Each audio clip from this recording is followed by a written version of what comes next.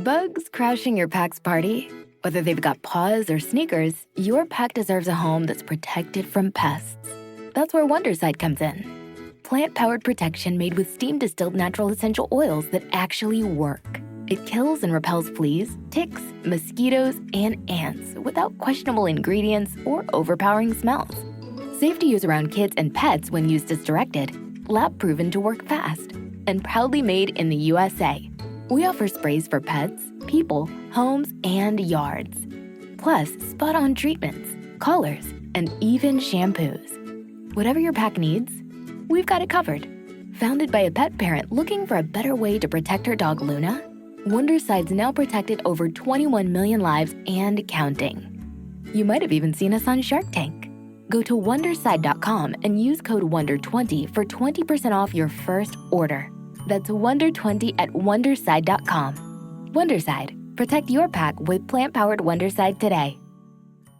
Weight loss solutions are not one-size-fits-all. Hers makes it simpler to get started and stick with a weight loss plan, backed by expert-guided online care that puts your weight loss goals first. These include oral medication kits or compounded GLP-1 injections. Through Hers, pricing for oral medication kits start at just $69 a month for a 10-month plan when paid in full up front. No hidden fees, no membership fees. You shouldn't have to go out of your way to feel like yourself. Hers brings expert care straight to you with 100% online access to personalized treatment plans that put your goals first. Reach your weight loss goals with help through Hers. Get started at forhers.com/4u to access affordable, doctor-trusted weight loss plans. That's forhers.com/4u, forhers.com/4u. Paid for by Hims and Hers Health. Weight loss by Hers is not available everywhere. Compounded products are not FDA approved or verified for safety, effectiveness, or quality. Prescription required. Restrictions at forhers.com apply. This is VOCM Open Line. Call 709-273-5211 or 1-888-590-8626. The views and opinions of this program are not necessarily those of this station. The biggest conversation in Newfoundland and Labrador starts now. Here's VOCM Open Line host Paddy Daly. Well, all right, and good morning to you. Thank you so much for tuning into the program. It's Thursday, September the 18th. This is Open Line. I'm your host, Paddy Daly. David Williams, he's produced the program. We are looking forward to speak with you this morning on a topic of your choosing. So, if you're in the St. John's metro region, the number to dial to get in the queue and on the air is 709-273-5211.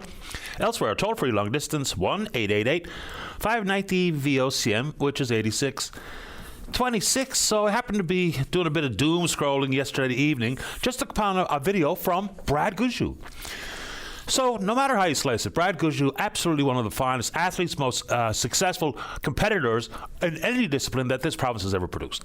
So I watched the video. Lo and behold, this is his final season. Pretty amazing stuff. 45 years of age. I'm sure he's got plenty of gas left in the tank, but he's dealt with a few injuries and, of course, family man. And who knows what's next for Brad Gushue, but great shift, Brad. Well done yourself, man. Easy enough to make an argument that probably the best curler, certainly in my lifetime. I can't compare him to folks that I didn't see, but man, oh man, I guess you add in Mark Nicholas, his friend and teammate for some 25 years, and just get a load of some of Gushue's numbers. 6-time Brier champion. Remember, he went to the Brier so many times to come up short until the floodgates opened when he won here on home ice. And he's going to get a chance again in February when the Brier will be here in St. John. So, okay, 6-time Brier champion. He's been at 21 Briers as either Team Newfoundland and Labrador, Team Canada, or Wildcard team. 5-time medalist at the World's Men's Curling Championship. 15 Grand Slam victories to his name. Also a World Junior champion. Can't forget that. So Brad gave us a lot of thrills. Remember, a 2-time Olympic medalist, gold medal back in Turin in Italy, bronze medal in Beijing. Remember, the province's schools were closed to watch Team Gushue compete for the gold medal at the Turin Olympics all those years ago. So, and boy, Brad, anyone want to reflect on what Brad Gushue has meant to the sport of curling in this province and right across the country, and recognize curling name around the world. So, brilliant stuff. All right, the Newfoundland Regiment had their inaugural home game at the Mary Brown Centre tonight, taking on the defending champions, the Moncton Wildcats. Good luck. Hopefully it's a great season for the regiment. A lot of buzz around. Ticket sales are strong. Suite sales are strong. Merch sales are strong. A special shout out to all of the locals involved, from Glenn Stanford and everyone in the front office, everyone working for the club, and certainly on the ice with young Quinn Norman and Ben Vitch from this province who get to lace it up in the queue tonight at home. All right, a couple of very quick ones. And, of course, Jays lost, but it's been a really fun baseball season. Just a couple of quick ones. Shohei Ohtani. I mean, he's got to be the best player in the world, right? Maybe the best player I've ever seen. He's the only player in Major League history with 50 strikeouts and 50 home runs in a single season. Unbelievable when you think about it. And Dave and I talk baseball all the time. Seattle Mariners catcher Cal Raleigh. So he hit number 55, home run 55, surpassed Mickey Mantle for the most home runs in a single season by a switch hitter. His 56th home run tied Ken Griffey Jr. as the Mariners' single season franchise record holder. Unbelievable stuff. All right, this is a really fun story before we get into some other stories. So I didn't even know this was a thing. So there's a little tiny car-free island called Easdale off the coast of Scotland. And they were the host of the World Stone Skimming Championships. Now, you can't mix up stone skimming with stone skipping. Stone skimming is measure how far the stone goes after you skim it off the water. Skipping, of course, we count the number of bounces before it plunks and sinks. All right. So there's competitors from 27 countries, and the stones have to be what they call naturally formed. There's a toss master at the event. They have to slip the stones, measure for a competition through what they call the ring of truth. And then apparently some were suspiciously round. So some of the competitors found stones, ground them down so that they were absolutely perfect to fit through the ring of truth. They've been identified and disqualified from the competition, but unbelievable stuff. And the winner, an American, first time American one, skimming stones, a cumulative distance of 177 meters. I don't know how many stones that took, but there was a couple of Canadians over there as well. But you must be taking your stone skimming serious when you're cheating. I love that story. Okay, more important stuff. Today, the Canadian Merchant Navy Veterans Association and the Master Mariners of Canada NL Division are going to be commemorating Merchant Navy Day, honor the 28th anniversary of the unveiling of the Merchant Navy Memorial today at 12 noon, right outside the Marine Institute at 155 Ridge Road. Important commemoration, obviously, and on a personal note, my grandfather, Steve Neary, was a Merchant Marine. There you go. All right. Labrador Search and Rescue. It kind of gets lost in the shuffle, which I'm not really sure why. So let's talk about it a little bit more. And successive governments and representatives from Labrador have not been able to move the needle to see more Coast Guard search and rescue capacity on Labrador. So they'll talk about the fact that, yes, there's 7 stations that operate year-round, the closest one to Labrador being in St. Anthony. The folks at Labrador simply say that it doesn't provide enough support. They rarely see a Coast Guard vessel off the coast of Labrador.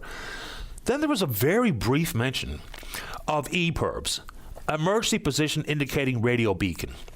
Now, far be it from me to tell you how to spend your money, but there was an opportunity not that long ago for a pretty significant discount for folks operating, in this case, commercial fish harvesters, to get the EPIRB on the boat.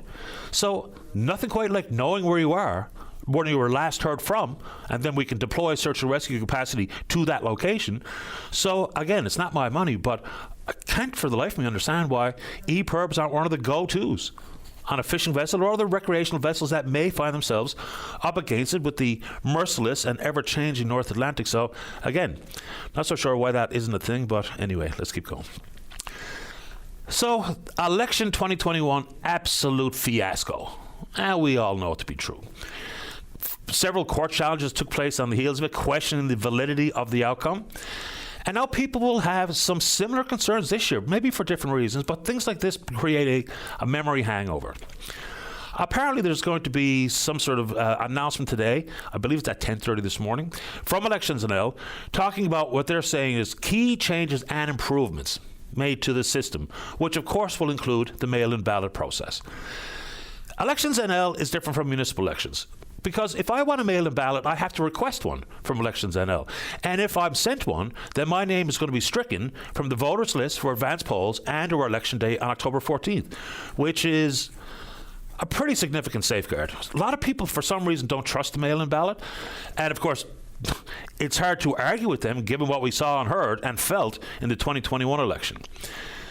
Mail-in ballots are handled differently here, say, for instance, in the city of St. John's. And this has long been the case. We have a problem.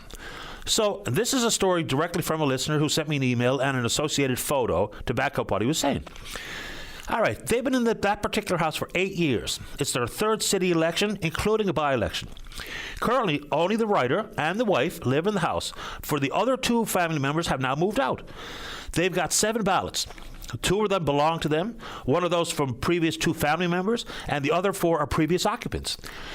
I mean, it does allow for some illegitimate votes to be cast. Now, this person's not going to do it. They're going to throw those other ballots in the garbage. But what's the voter list update mechanism at the City of St. John's? Because unlike Elections NL, which will strike your name from the voters list if you request a mail-in ballot, we just send them out in St. John's. We got ours in the mail yesterday. And, of course, includes my children who don't live at home anymore. So what do we do here? It'd be nice to have someone from the city to come on to talk us through the process, because this is not a good thing. This continues to paint a black stain on the entire concept of mail-in ballots, but not every mail-in ballot process is created equal. The city has a problem, and it has to be rectified. Because not everyone's going to do the quote-unquote right thing and throw the ballots that aren't belong to them in the garbage. Some people may indeed just open them up and vote for the candidate that they prefer, whether it be in their ward, at-large, deputy mayor, or mayor. So we've got to figure that out, because when people think that elections are compromised and faith in that democratic institution continues to erode, bad for everybody. Doesn't matter who you support. Bad for everybody. You want to talk about it? We can do it. All right, let's get into a little healthcare. Add the list of disciplines where we have a shortage now includes medical laboratory assistants. These are people drawing blood, for the most part. So apparently, all the medical appointments, including routine blood collection, inpatient, outpatient, clinics, or emergency, were cancelled yesterday at the Health Sciences Centre. You know, so last time I had to book blood work, it was 2 weeks out. And then lo and behold, same thing for these people yesterday, to show up for their appointment to know that it's cancelled and yet to be rescheduled. Boy, oh boy. We all know blood work is such a critical component of the healthcare delivery chain. Oftentimes, blood work and what blood work reveals leads to confirmation of a diagnosis or a diagnosis itself. Then it's tested for ongoing, analysis of how your treatments are working for a variety of ailments. So this is a big deal. So what's the case with how we train and where we train? All right.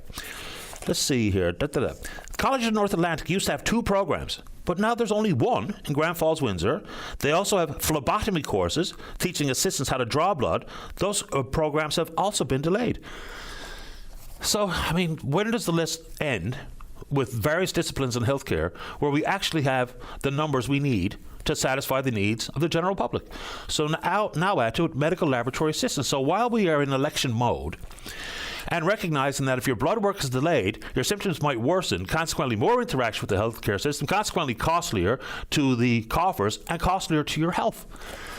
So let's hear from politicians about what they intend to do on that front. We can talk big scheme of things and more money and recruitment and retention. Now we should. And buying more MRIs, all important.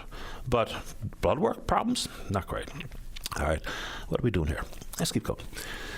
So let's follow along, not with every single announcement, but we'll try to highlight a couple here every day about election campaign pledges.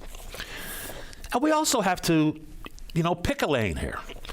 So apparently there's an unnamed anonymous source working for Hydro-Quebec that says this is the end of the road. There is no better deal available. Now you can take with a grain of salt an unnamed source from Hydro-Quebec. Tony Wakeham, Jim Dinn don't put much stock in it. I understand why. But at the exact same time, what I think is probably a better path for us is to evaluate the deal from our point of view. Because we can't say, well, Michael Sabia said it's a great deal for Hydro-Quebec, and we put all the stock in that. Someone from Hydro-Quebec says that this is the end of the road, and we just reject that in full. Of course, proponents of the deal in Quebec are going to say it's great. Legault, Sabia, and otherwise. Same thing when then Premier Fury, Jennifer Williams, and others came back and said we did great. So we do have to pick a lane. It just can't be the one that serves you and serves your agenda. So let's talk about the Upper Churchill. And let's talk about it insofar as what people here think, what people here want to say, people's own personal analysis, as opposed to hanging our hat on one side or the other of the coin in Quebec. Opposition parties in Quebec say that they got fleeced, right? So people's agendas are always going to bubble up to the top of their comments and lend itself to the tip of their tongue. But let's talk about it, how it pertains to us. Because adding in the Quebec bit is pretty misleading, because it depends on which comment that you want to, latch onto and take as sacrosanct. Anyway, keep going. Also, so Premier Hogan's up in Lab West talking about building 40 seniors unit complex, talking about the benefits of the Labrador mining industry with the quadrupling of the Labrador recall block to now 1,990 megawatts if this MOU becomes a contract. Take it on. Let's go.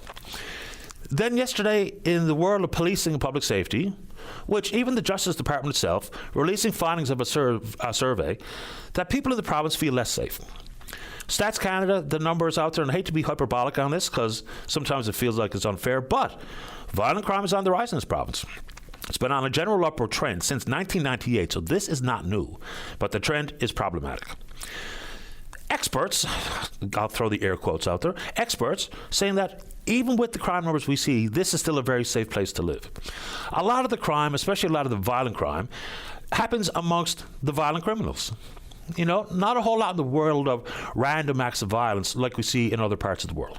But anyway, Tony Wakeham was speaking to it yesterday, talking about that his government, if successful, would spend $4.2 million to hire at least 46 new police officers, including 21 RNC, 26 RCMP. The one question I would have there is, are there that many people out there right now, 46, that want to be members of law enforcement? Only reason I ask it is because the RCMP have been aggressively trying to recruit for a long time now, and they're having very little luck. The RNC actually put forward $15,000 bursary as an incentive for people to want to be a member of the RNC. So he's talking about that. Also going on to spend $14 million expending addiction treatment and create mobile mental health care crisis teams.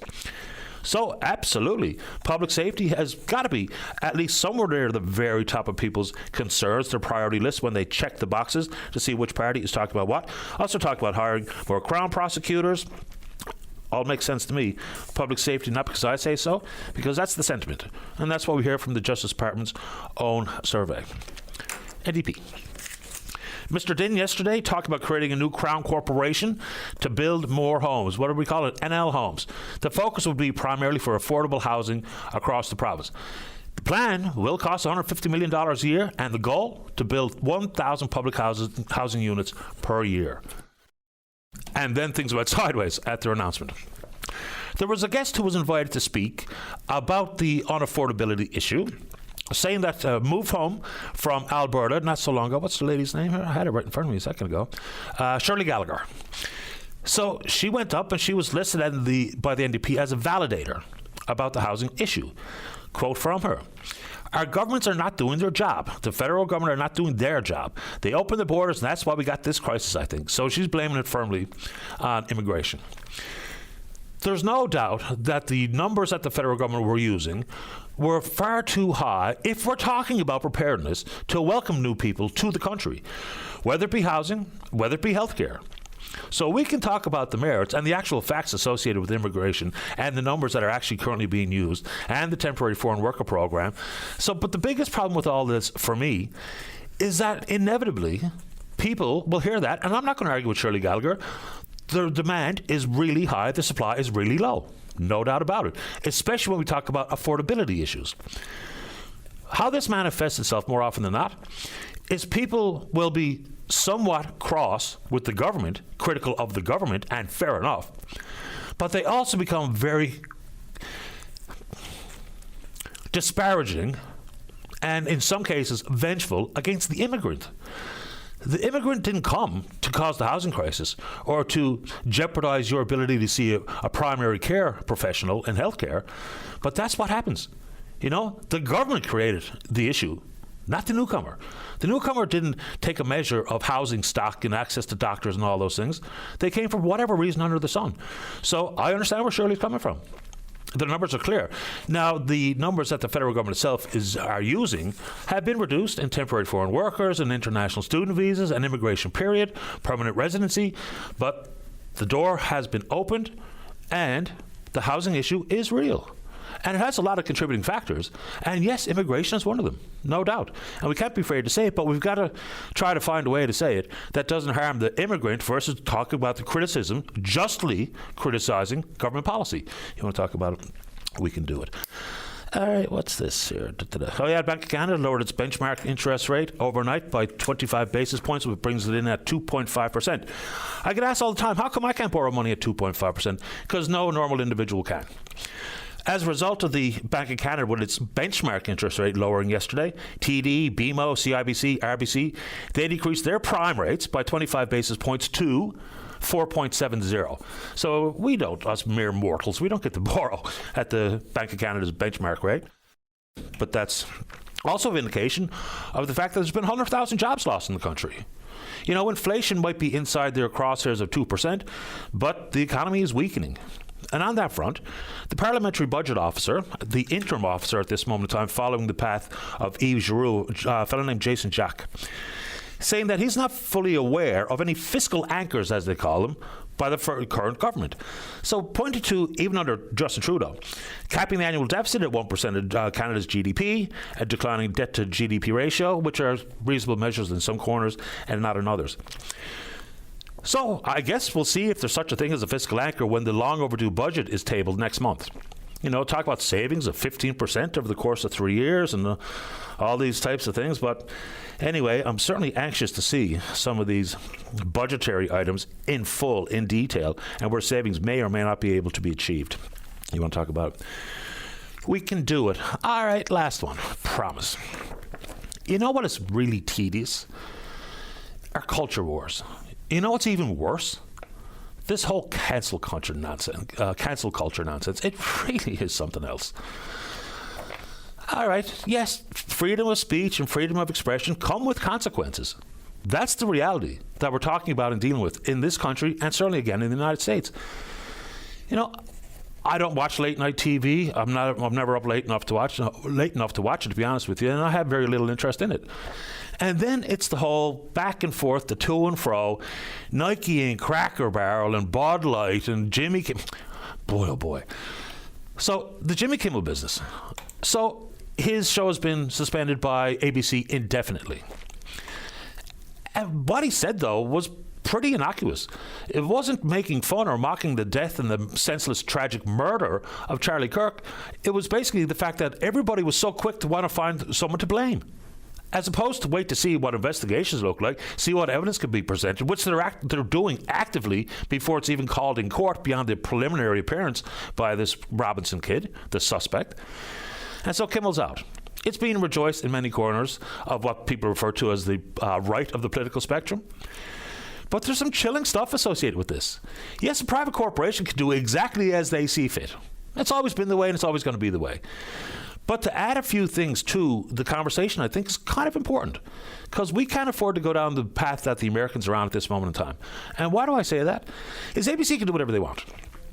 But before the show was suspended, the chairman of the FCC, a guy named Brandon Carr, said this. This is a direct quote. "This is a very, very serious issue right now for Disney. We can do this the easy way or the hard way. These companies can find ways to take action on Kimmel, or there's going to be additional work for the FCC ahead." So they threatened Disney.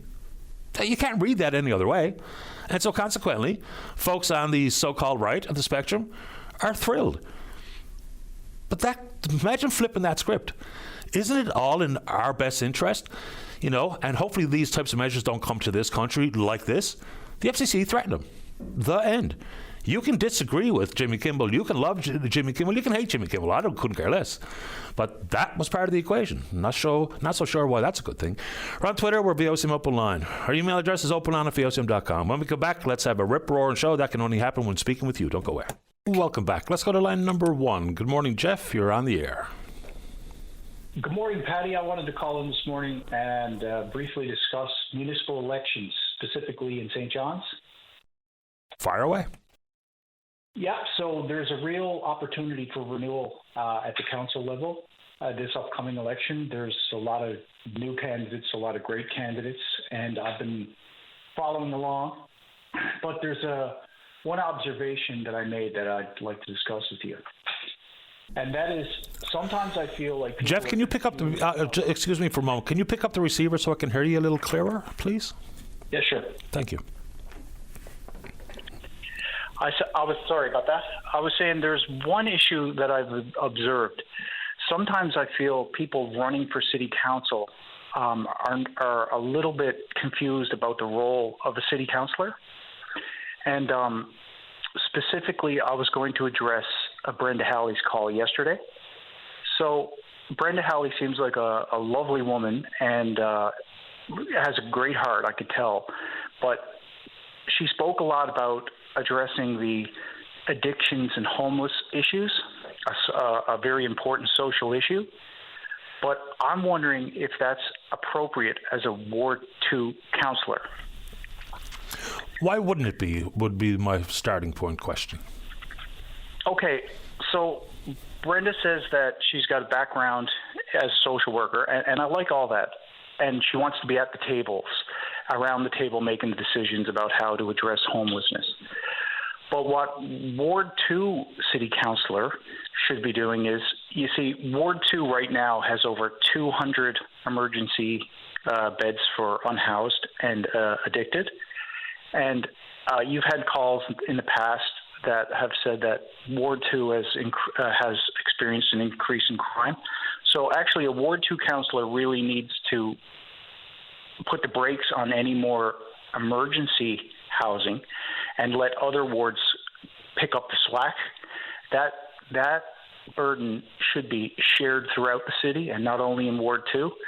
So one concern I have is that in addressing homelessness and addictions, that Ward 2 will have a disproportionate amount of emergency housing. So that's one issue I have. And if you really want to address the homeless and addiction issue, then probably a role in the provincial government would be better suited. That's how I feel about it. Yeah, fair enough. Just a couple of initial thoughts. Even as a ward councillor, whether or not you have a significant number of emergency beds or homelessness or crime or addiction in your neighbourhood, speaking about it in broad terms is probably a pretty good idea, because the conversation belongs in every ward, in every at-large councillor, deputy mayor and mayor's heads and thoughts and speech. Number one. Number two, a ward councillor should, in just my own opinion, Ward 2 councillor or Ward anything councillor and or the mayor, when talking about these things, also sets the stage for identifying a concern that will indeed see the role of the municipality and the province, and maybe in some occasions the feds, when we talk about housing, can all play an active role. If we don't identify the problem, then the problem just continues to toil and inevitably gets worse.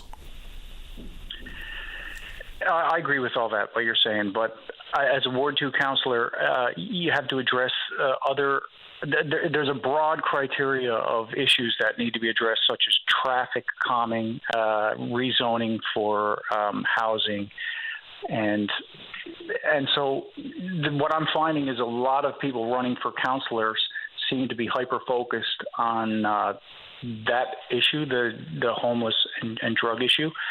Whereas I think that role is more of a provincial role. That's my point.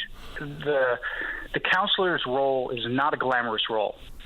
It's about infrastructure and the day-to-day within the ward, as opposed to big social issues. That's how I feel about it. Yeah, fair enough. I'd be hesitant to reduce the role of a councillor to strictly water, sewer, garbage, sidewalks, potholes, that type of thing. Because, I mean, it's recreation and culture programs operated by the city, but you're right. Streets, parking, snow clearing, salting, building, development permits, business, investment, the downtown. I mean, there's a lot on their plate, and a lot of the things that we rely on day to day probably fall under the auspices of municipal leaders, municipal politicians. So, yeah, I mean, some of the issues, you might be right, is that they extend it beyond their bailiwick, but at some point they will play a role in identifying the issue and working with whoever that might be, not-for-profits or charities or the provincial government or the federal government, to try to satisfy some of these ills. Because as much as I don't disagree with your premise that, it's the nitty-gritty of operations that is primarily their role, if they don't play a role in the bigger issues, then who's going to come to fight for them, right? I mean, I think that's also part of it, as being an advocate, as opposed to actually having the lever to pull at council chambers to solve any of these big issues that you rightfully point to. Okay, the second thing, I agree with everything you're saying. Probably I'm a little too hyper-focused on the day-to-day nuts and bolts.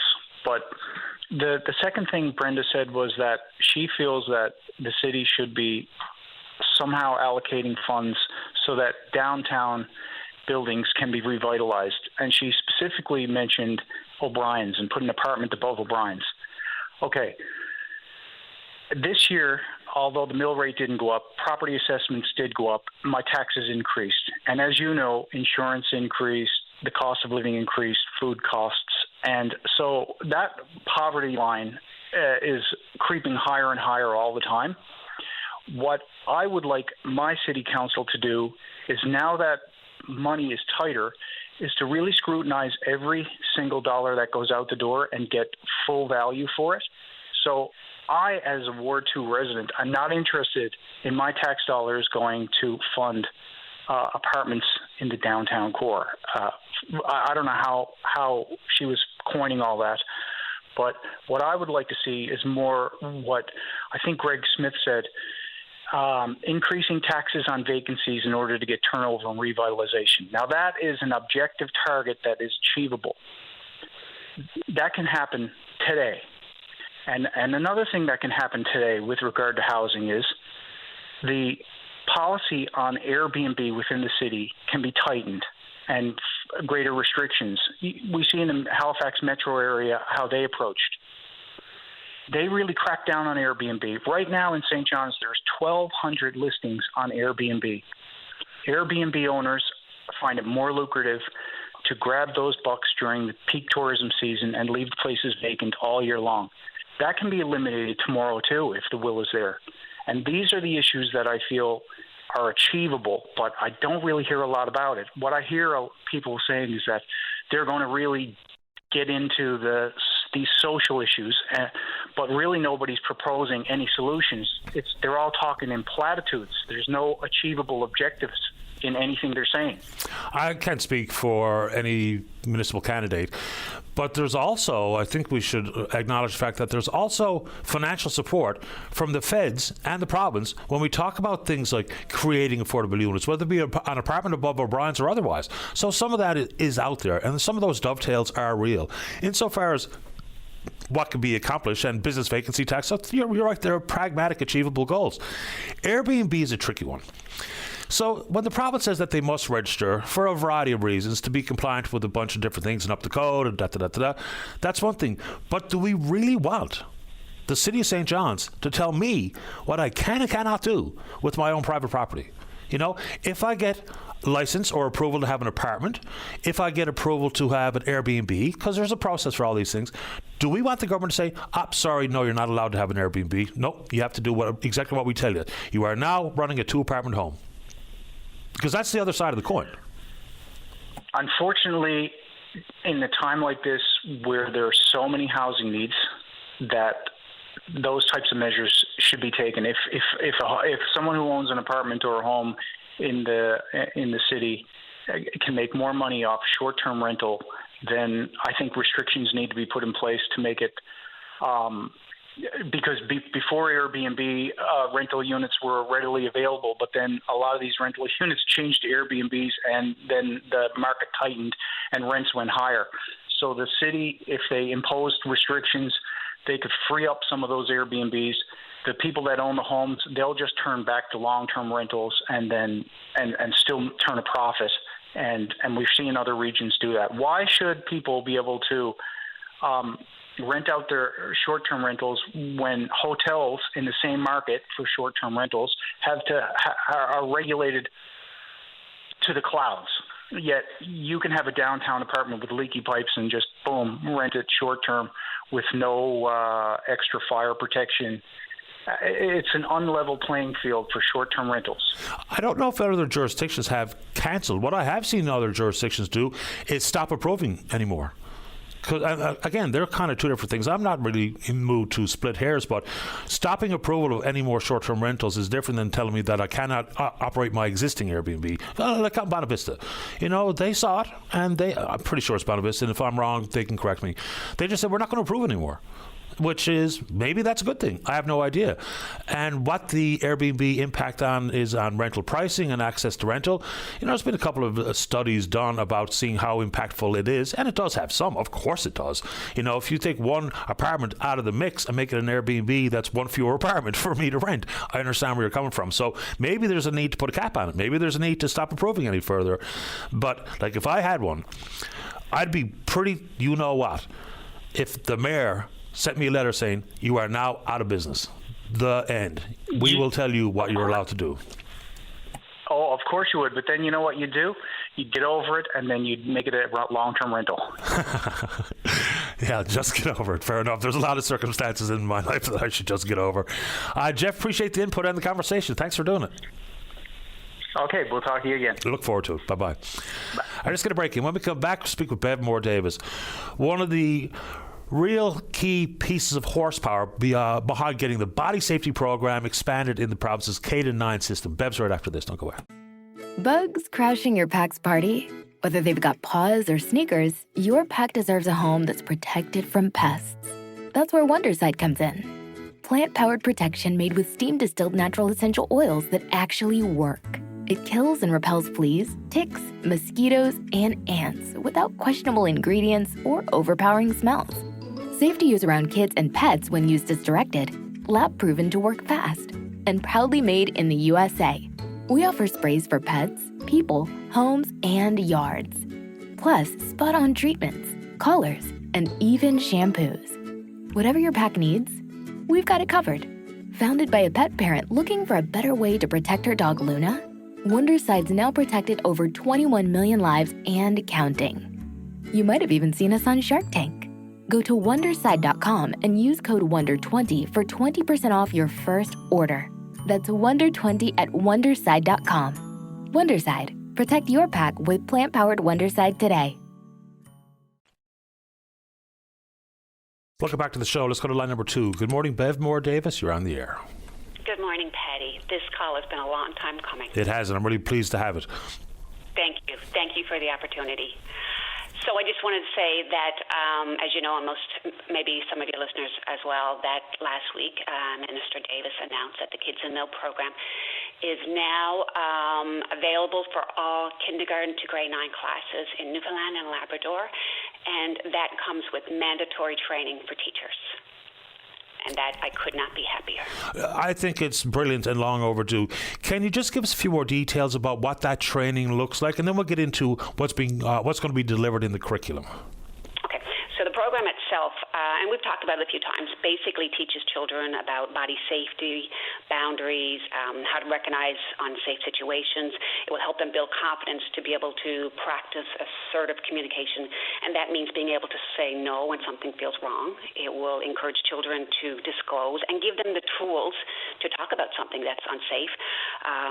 Little children will get the knowledge to be able to identify trusted adults.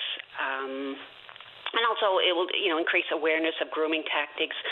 It's a lot of tools that they will get from this program, all age appropriately, and all building on what they've learned from the previous year. It's just a fantastic program. It's taught in every province and territory. As we know,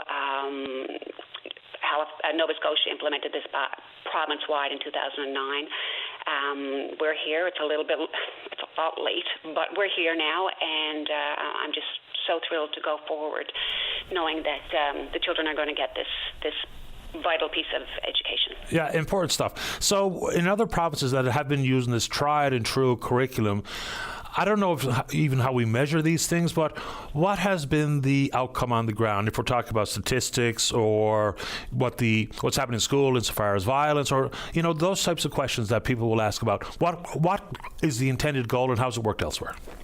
So I don't know the actual statistics, but I can tell you that even in this province with the pilot, we've got nothing but positive results.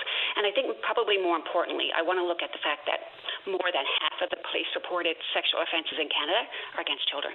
Yep. And 90% of those victims do not come forward. So with those statistics, how can we not have this program here already? And for people who continually tell me that, it's these nondescript, not known to the child perpetrators, the vast majority, somewhere in the neighborhood of 90% of the criminals are known to the child. The child knows them. So we got to stop talking about, this is just some random human trafficker being a predator at Vanier. These are people that know the kids. The kids know them more often than Absolutely. not, 90% or more. So obviously this is a very good thing. The one thing that jumped off the page to me, Bev, that I'll get your thoughts on is, we talk about reporting. And it used to be, and I think the conversation we have with our children is, tell the teacher, tell the vice principal, tell the principal, tell me, tell your mom. And you're also extending it to tell whoever, tell a stranger. Why is that an important facet of this program? Well, I think a lot of times children don't know who they can trust. And as you said, a very high percentage, 90% of the abuse is happening by people that they know, and further, 60% by people that the children trust or the family trusts. I think it's really important to I've lost my train of thought. I'm so sorry. The question again? It's just about, one of the things to say, telling the children to tell anybody, including a stranger. Because that wasn't really how my brain worked when I was talking to my children about, being aware and the red flags and the little alarm bells in your belly, is to tell someone you know and trust. And you're right. Sometimes kids don't know who to trust, but we're now encouraging them to also just tell a stranger, for instance, to get the ball rolling so that, whoever's attempting to prey on them or abuse them is identified.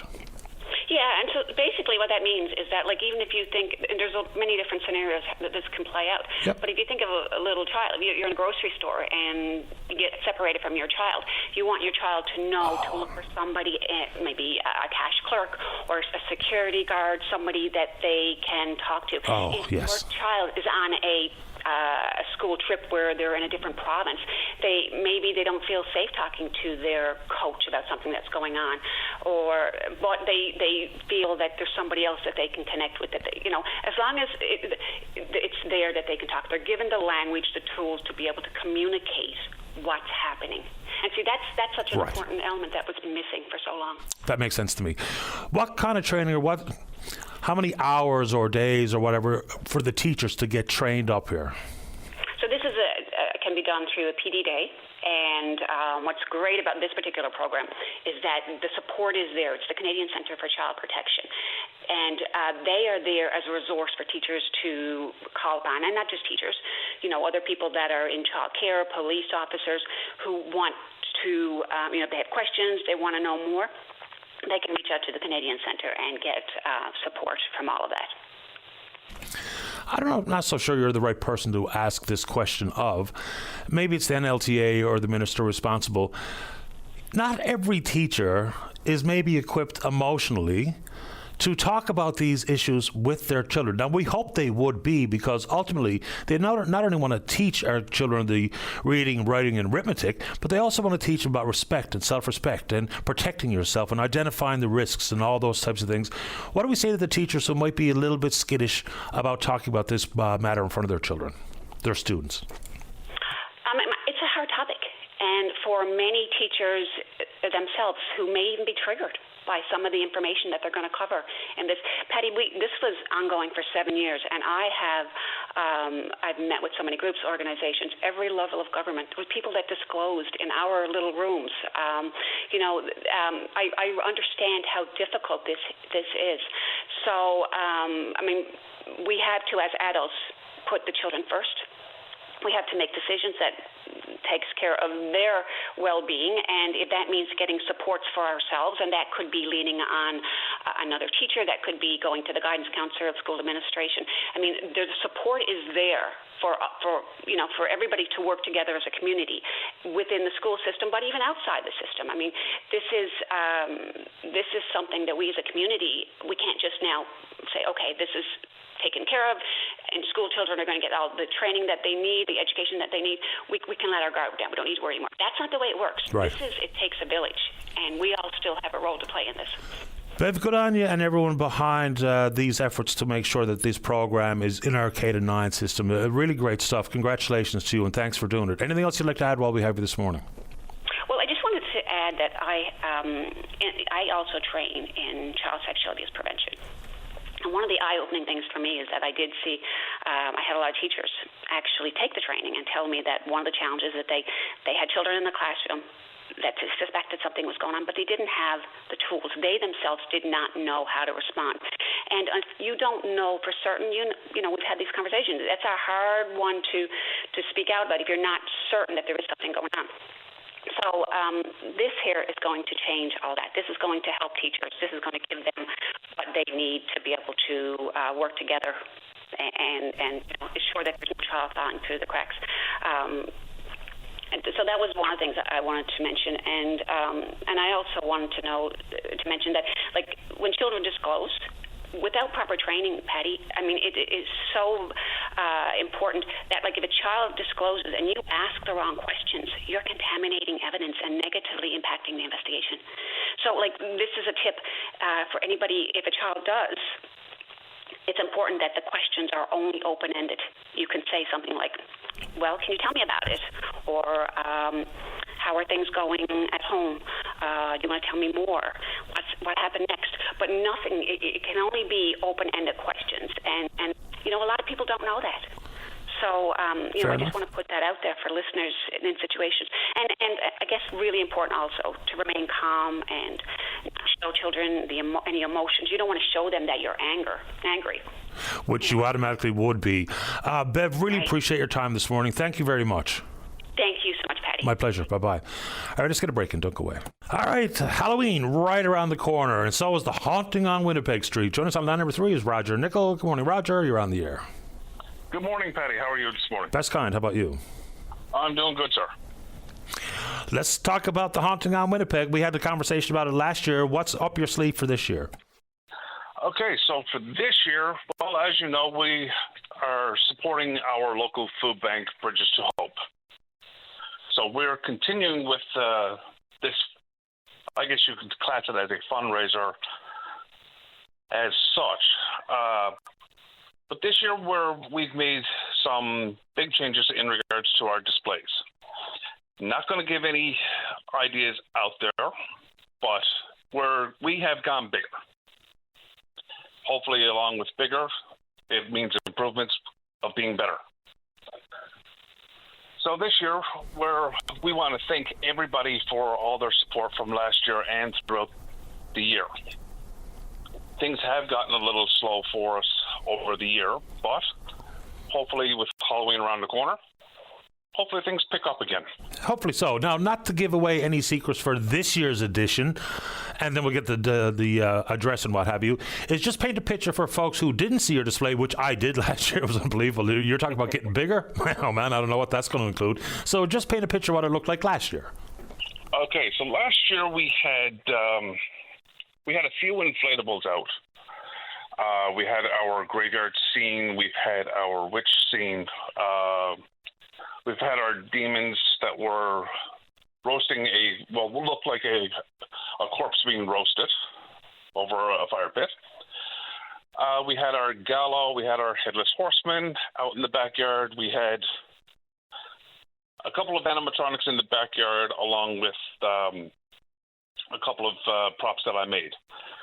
This year, I've made even larger props to go along with props that we did last year. And we're also doing a totally different scenario in our backyard again. Yeah. And this year, it's almost the entire family this year that has gotten together. Last year, we also had jump scares, which we are continuing this year with the help of a few actors and actresses that helped out. And we're hoping that we can get a few more volunteers to help out with us for this year. Good on you. Pretty basic question. Why do this? Because it's a pretty monumental effort to pull off what you did last year. I don't know what this year's going to look like, and all the different people you have to deal with and all the expense and time. So why do it? Well, I was never one to think about giving back to the community. I always thought of trying to make people happy. My goal was, if I put a smile on your face, I've done my job. So my wife said to me last year, why don't you give back to the community instead of giving back to just the neighborhood for putting a smile on the neighbors' faces? So that's pretty much what started the whole thing. And then it just continued. This year, it's like, okay, well, let's go bigger. Let's see if we can attract more of an audience to bring in more donations this year compared to last year. Last year, Halloween night, I think it was estimated on Halloween night, 1,500 people on site. Unbelievable. So, Roger, raising funds for Bridges to Hope. So, are you charging a fee to come check out the display and get into the backyard, or you simply want people to bring a donation? What do you want to do? All we're asking is for people to bring a donation. Good on you. We're not asking for much. Now, we will be having. We did actually have a outdoor bar that was donated to us. We had a popcorn machine donated. Coffee urn, a coffee urn and a hot chocolate maker, and a cotton candy machine. The cotton candy machine, the popcorn machine, they were donated anonymously by two different women. We had our coffee maker and hot chocolate maker donated through Coffee Matters. In regards to lumber that has been used over the past year in making all new props, has been donated by one lumber yard. I unfortunately do not remember the name of the lumber yard that donated it. It was through another renovation company. And I had a gentleman out from Harbor Grace who donated all the pallets for several of our props for all the displays for this year, for the new and upcoming. Brilliant stuff. And this is just from my perspective. Please do bring a donation if you want to go see The Haunting on Winnipeg Street here in the city of St. John's. And cash is always king. The food bank's going to stretch the dollar a little further than me and you can. So obviously you're not going to turn away any donation of a non-perishable. But if you have the capacity and make it a few dollars, that's always a little bit more impactful for the food bank. I'll just put that out there. I'm not making you say it. I'll say it for myself. So I was going to say, what number Winnipeg? But you don't need to give that out, because you drive down Winnipeg Street, you'll know where to go. Yes, you won't be able to miss us. We're right on the corner. And in regards to any funding that is donated, and non-perishable food items, toiletries, all that, 100% of all donations is given to Bridges to Hope. We don't keep anything for ourselves at all. Yeah, good for you, and I'm sure you don't. Roger, really appreciate your time. Good luck with this year's edition, and thanks for doing it. Thank you very much, Patty, and you have yourself a great day, and thank you for taking my call. Happy to do it, Roger. Take good care. You Bye-bye. too. Bye-bye. I drove by last year. Man, oh man. Wild. Love it. Let's take a break. We'll go back and talk about internet service in rural Newfoundland and Labrador, and a fellow who's running for council out in Paradise. Don't go away. Welcome back to the show. Dave, who's first? I've kind of lost track of time. Let's go to line number 4 and say good morning to Sheldon Antle, running for council out in Paradise. Sheldon, you're on the air. Good morning, Patty. How are you? Couldn't be better. How about you? Not too bad. It's a beautiful day in Paradise, and I'm getting ready to go knock on some doors. Attaboy. I'm running for council here in Paradise. Like many of us in the province right now, I've chosen to step forward and try to gather the support of the electorate and to serve as their voice on council.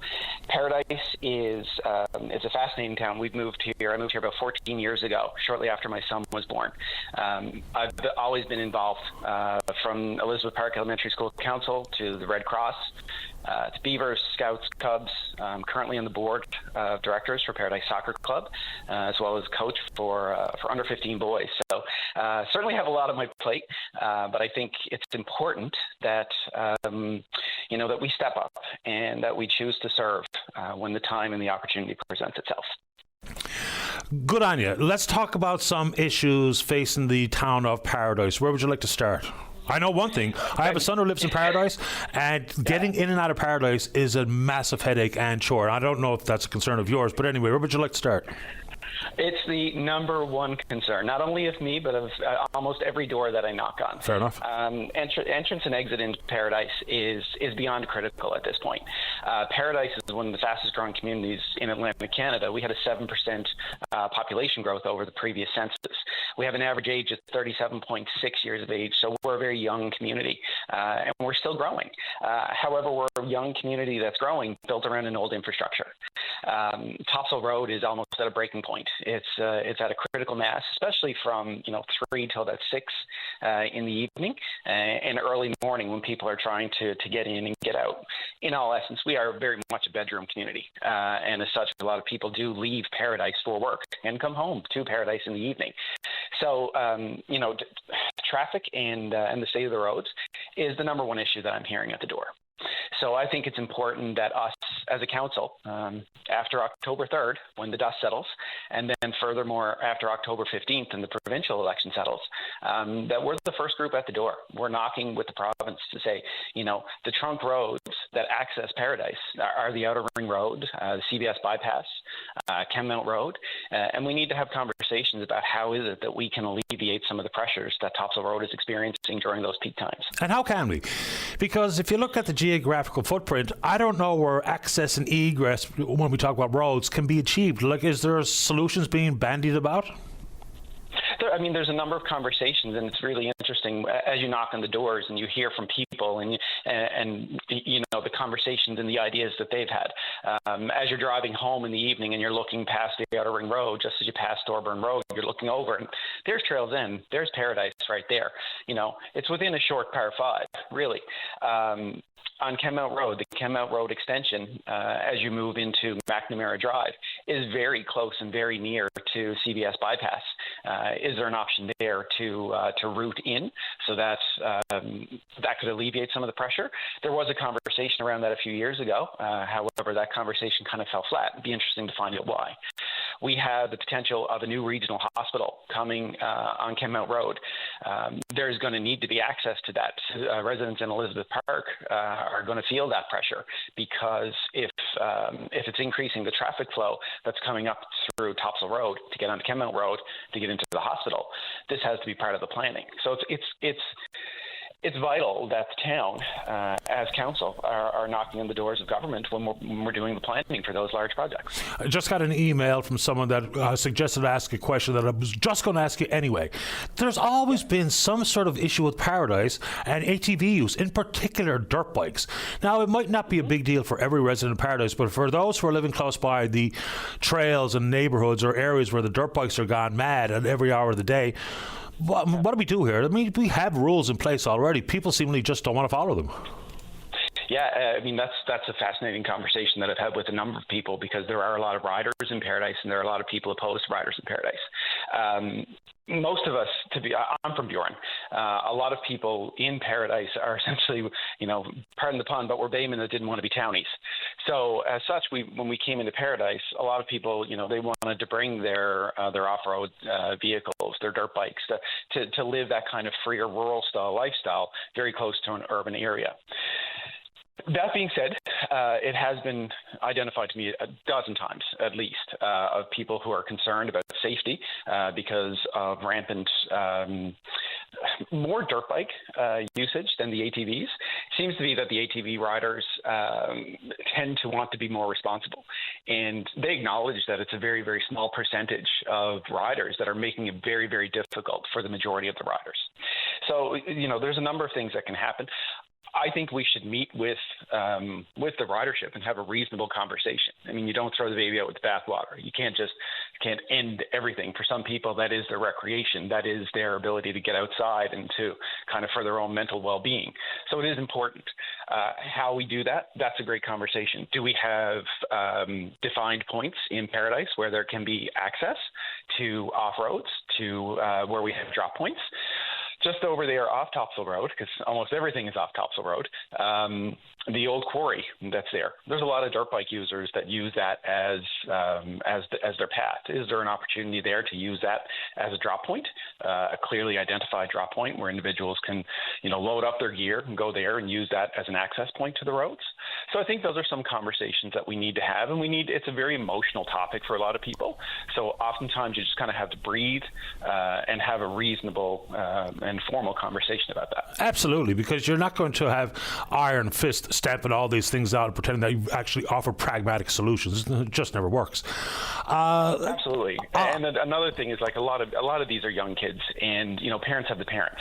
So I've heard some people say, well, kids got to be kids, and I'm like, absolutely, kids do have to be kids. kids, but parents have the parents. So there's a responsibility on all of us as community members to make sure that that's happening. Absolutely. I'll give you the floor for final thoughts on any other issue you'd like to broach before we say goodbye.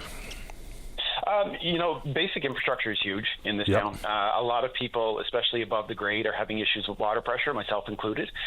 Elizabeth Park in particular. We need to have a conversation about lift stations or pumping stations and water towers. As well, recreation is key. We are 30, as I said, average age 37.6 of a family. Recreation and recreation infrastructure is a very, very important conversation in Paradise, and I look forward to having it. Yeah, we had the big lift station problem impacting Paradise just a few years ago, and it was a real problem. Sheldon, good to have you on the show. Appreciate you throwing your hat in the ring. Good luck out there. Thank you very much. Appreciate your time. My pleasure. Take care. All the best. Sheldon Nantle, running for council in Paradise. Diane, you stay right there. You're next to talk about the internet service, whether or not there is in her part of rural Newfoundland. And Perry's there to talk about income support. Don't go away. Welcome back to the show. Let's go. Line number 1, Diane, you're on the air. Hello, Patty. How are you? Pretty good. How about you? I was calling now. You may have covered this before, and I may be misinformed. Anyway, I saw an ad from Rogers about a month ago or more saying that they can provide service even in hard-to-reach places that couldn't reach before.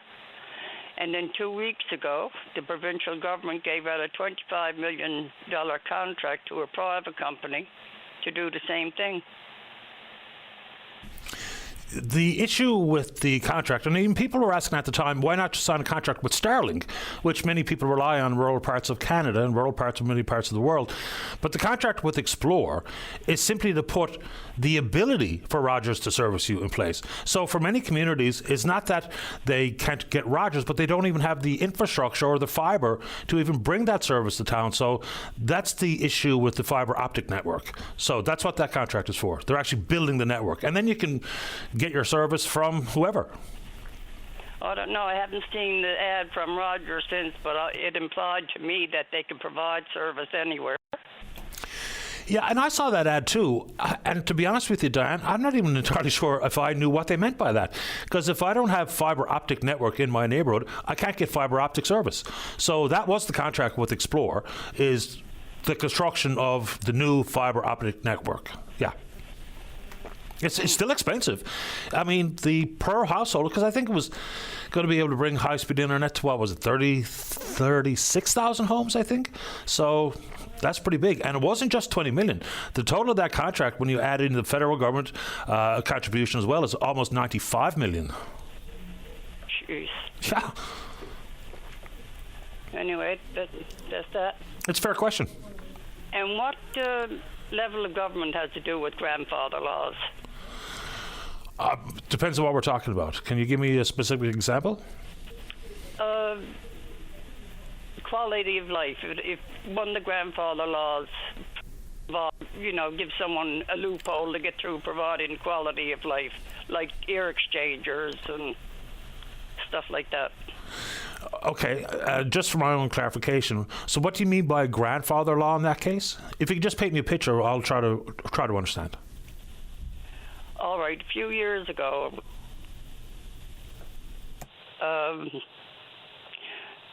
my mind's all muddled because I've been sick for a while. I'm sorry to hear that. Anyway, they ruled that any home or any apartment building or anything like that had to have ear exchangers. Okay. Or elevators. So that got ruled out for certain people. But for other people, it was letter to the law.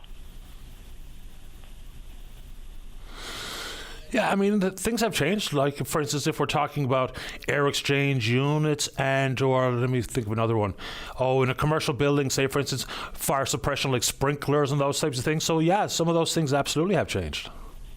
Yeah, and not everybody did what they were supposed to do, and that was just overlooked for a political favor. Yeah, okay. Yeah, if I knew exactly what we were talking about, maybe I'd have a bit more. Well, I just told you. Well, I mean, is there a particular building or? Have elevators. There's apartment buildings off Black Moss Road. Okay. that are 3 and 4 stories high and don't have elevators. I don't know how they squirmed out of that one. Are these newly constructed buildings, Diane, that we're talking about, or are these the old apartment newly buildings? Constructed, but some of them were there when they, come up with the laws that the elevators had to be put in, and they were protected under some grandfather law. Oh, okay. I didn't know about it. Well, I'm sure everyone who lives in these buildings does. I'm sure they do. I was just wondering what level of government controls them. What level of government would be involved there? Another example, Okay. they all had to put, on another occasion, they all had to put machines in or something to stop the smoke. I mean, you could go into the cafe across from City Hall. There'd be 4 people smoking there. Even at the table, the person sitting across couldn't smell the smoke. But not everybody did that. Again, favorites. And that was only foolishness anyway, right? To pretend that those smoke-eating machines were really doing much of anything beyond the optics of trying to help. Because remember, when they first came out with that no smoking rule, you could go to places where they would have this one contained place where people could go in and smoke because there was a smoke-eat machine in there. But every time you opened the door, out came the smoke. So it really didn't do a whole lot, to be honest. Diane, anything else you want to say this morning? No, that's it. Appreciate your time. Okay. Take care. Bye-bye. All right, very quickly, and in reference to Diane, where is it? Come on. And this was the ad coming from Rogers. I'm not trying to promote it, just, building on the conversation. It was turn your phone into a satellite phone. Service where you need it. Experience coverage like never before. Rogers, first and only Canadian wireless provider with a satellite to mobile messaging. So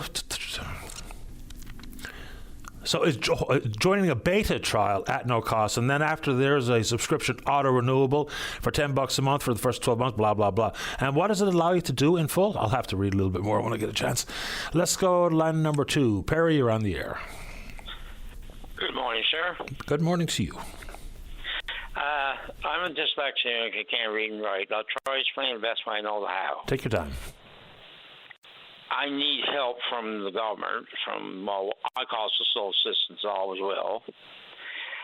And my wife phoned in for funding for, it was 2 trips. It was one on the 15th day and one on the 17th. And 2 of them was to see a psychiatrist. And went to the travel amount program to give you the money for the gas. And the man actually had the nerve enough to tell off my wife because the trips wouldn't put on the same day. I got no control over psychiatrist's list of who they meet and appointments and that. And why is those assistants think they got so much power and my wife wouldn't say boo to a butterfly and tell her off on the phone? I don't get it. As for the Newfoundlanders, where were we going? We got no workers in the area I am now, and there's not. He says if I go to Grand Falls, I can't see that worker. I can't sit down and talk to a worker. So why have we got any of them? It's better just have somebody in Springhill as a secretary and leave it at that. But it's like a cot. Our province is gutted. Everything is gone. Police, everything. You name it, it's decreased immaculately. It's not the same province. And I was wondering, who would you be able to speak to condemn their words, put them in their place, and realize what their job they're supposed to be doing? They're talking to people that got problems and sick. And the people sick don't need that, especially if they got depression.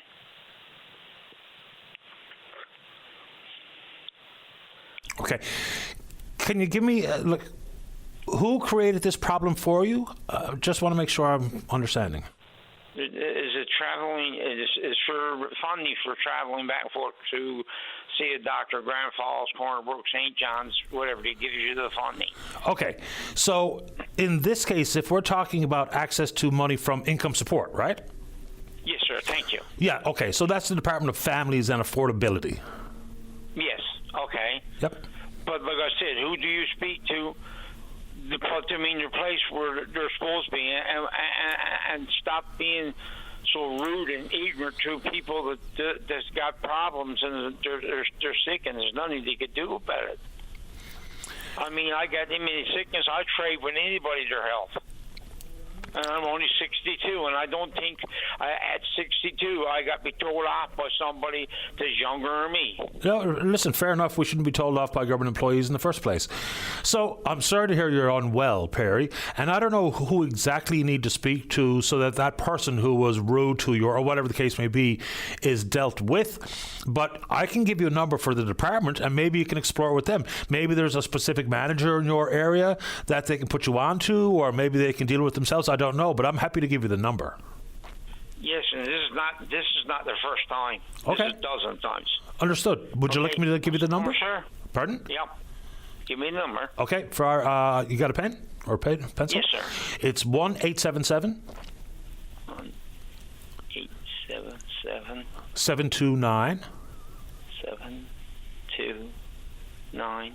7888. 70? Yeah, 78, sorry. 78. 78. 88. 88. Yeah. Give that number a call and see how you make out. Let me know. Yes, because, I mean, this is unnecessary. I mean, with Newfoundland and people so sick with different problems. I got heart trouble. I got diabetes. This is unnecessary. And it's not the first time I've been dealing with them. I've been dealing with them a long time because I've been sick for a long time. I just sent me home and live what life I got left. And my wife got to be such abuse. I'm sorry to hear it, but call that number and see if you make any headway. Thank you very much. You're welcome, Perry. Good luck. All right, okay. Bye-bye. So the Rogers package, I mean, I only pay so much attention. The Rogers package that's available, make your, via satellite, make your phone able to, in rural, remote parts of the province or the country without service. So I guess apparently for some packages and phones, the ability to make texts and calls. And I think that's it. So that was the extent of that particular Rogers issue. I believe, if I'm wrong, set me straight. Let's take a break. When we go back, we're talking housing. Don't go away. Welcome back to the show. Let's go to line number 3. Say good morning to the independent candidate out in Humber Bay of Islands. That's Eddie Joyce. And good morning, Eddie. You're on the air. Thank you again, Patty, for taking my call. No problem. And the reason why I was calling, Patty, is there was a tender call put out for housing in Cornerbrook, and I just want to call. You hear so much about the housing crisis in St. John's area because of the media. It's followed. You see a lot of sites. There is a housing crisis in Cornerbrook. Absolutely. There's over 300 on the wait list in Cornerbrook. And the amount of files that we are getting at our office and that's building up in our office is the most we've ever seen in over my 30 years in politics. It's just getting, every day it's growing because the shortage of housing in Cornerbrook. There's a hotel in Cornerbrook with about 45 residents. And we hear so much about the former airport hotel in St. John's, about the wraparound services they got and the amount of staff they got and all the counseling they got. There's about 45 in Cornerbrook. Absolutely no services. Absolutely none. What they do, they get 2 brown paper bags for the meals a day. That's it. No services, absolutely no guidance trying to help them if they get any illness or they got any addiction or anything. Absolutely none. And the problem that I have is that the government's been playing so petty politics with this in Cornerbrook, and I'll just give you a history of it. It took me a year to convince government that there was units up in Crestview that were barred up, and finally they agreed, yes, they are, but we barred them up because we could dilapidate it, and we're going to have them tear them down, and the federal government won't give us any money to do it. So finally they agreed to it. They found and said a year later, they said, okay, we're going to tear them down. We're going to build units here, 32 units, possibly 50. And what happened is they put out an RFP. They wouldn't accept what came back. They wouldn't accept it. So this idea from the former minister that there was no bids on it is not true. There was an RFP. They wouldn't accept it. So then they came out a little while later and said, okay, we're going to build 6. And with the high cost, they said, okay, because we need it and because they're going to be used for people maybe for their whole lifetime, the amount of cost, they said it's acceptable to the department at the time. And that was it, 6, not the 50 that they agreed to. They didn't do it. And 2 days before the election, Jamie Coreb's department sent out another request for proposal for 20 units 2 days before the election call. It's just pure politics.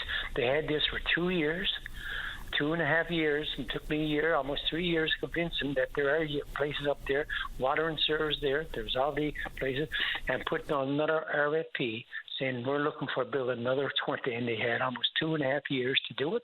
It's just blatant politics. And who's suffering are low-income people that we need the housing, the people whose families are split up because if someone moves into that hotel in Corner Brook, the kids can't go there.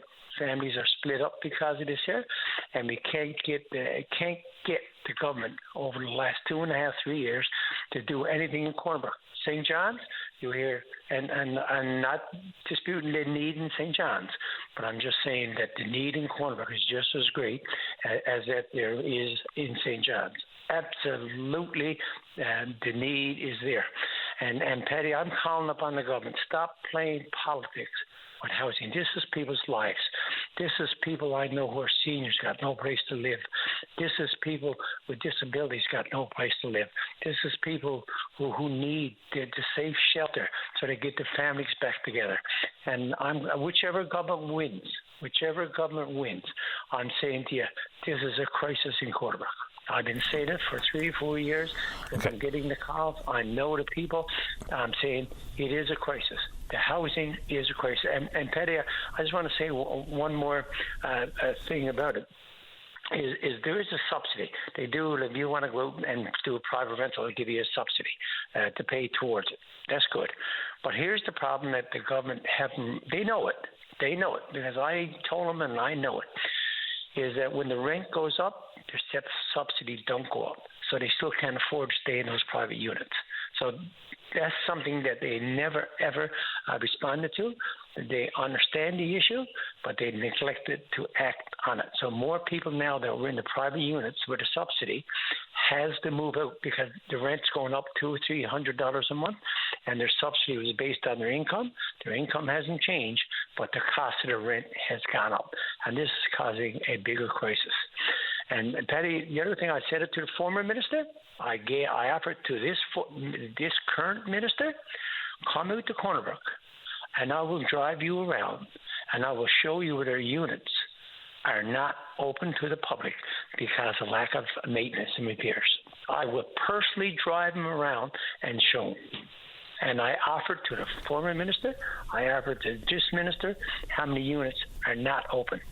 So, Patty, this is something that I've been seeing. I know the people, a lot of them personally, that there's a major crisis of houses in Corner Brook. We hear so much about St. John's, but we've got to put Corner Brook on the forefront for housing because a lot of people are suffering because of it. And you said that they went to tender, and I couldn't follow that part. They went to tender, there was an RFP, and it was rejected or not accepted. What does that even mean? Well, what happened is someone put a bid on the 32 units, and the government didn't accept it. Now, why? I don't know. But there was, and I could tell you, and the candidate for Corner Brook, which he did work and try to get housing, he can verify this. He could verify this. And then when they came back and said, no, we're not accepting this RFP that came back, and then they put out and said, okay, we're going to build 6. And it's the same one, the same way they're building the 6 is what the RFP came back for 32.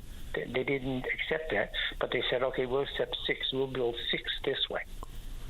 And the candidate, who was the mayor, he was working on the housing with me.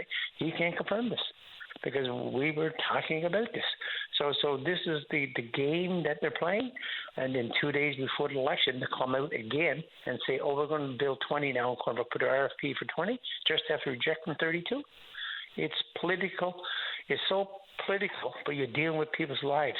You're dealing with people in need. You're dealing with people who have addictions. We need to help those people. We need to help these seniors who can't afford to live in these private subsidies because their rent goes up, but yet they can't pay it because the whole rent subsidy was based on their income. The income hasn't changed, but their subsidy hasn't changed either. But the rent has changed and they can't afford it. So what's happening? They're moving them out to get people where there's such a housing crisis, the people who can move in, who can afford to pay the full rent. And government is well aware of it. They're well aware of it. I've been writing. I've been speaking to them personally, and then the number of units out here that aren't even open. They won't even address that.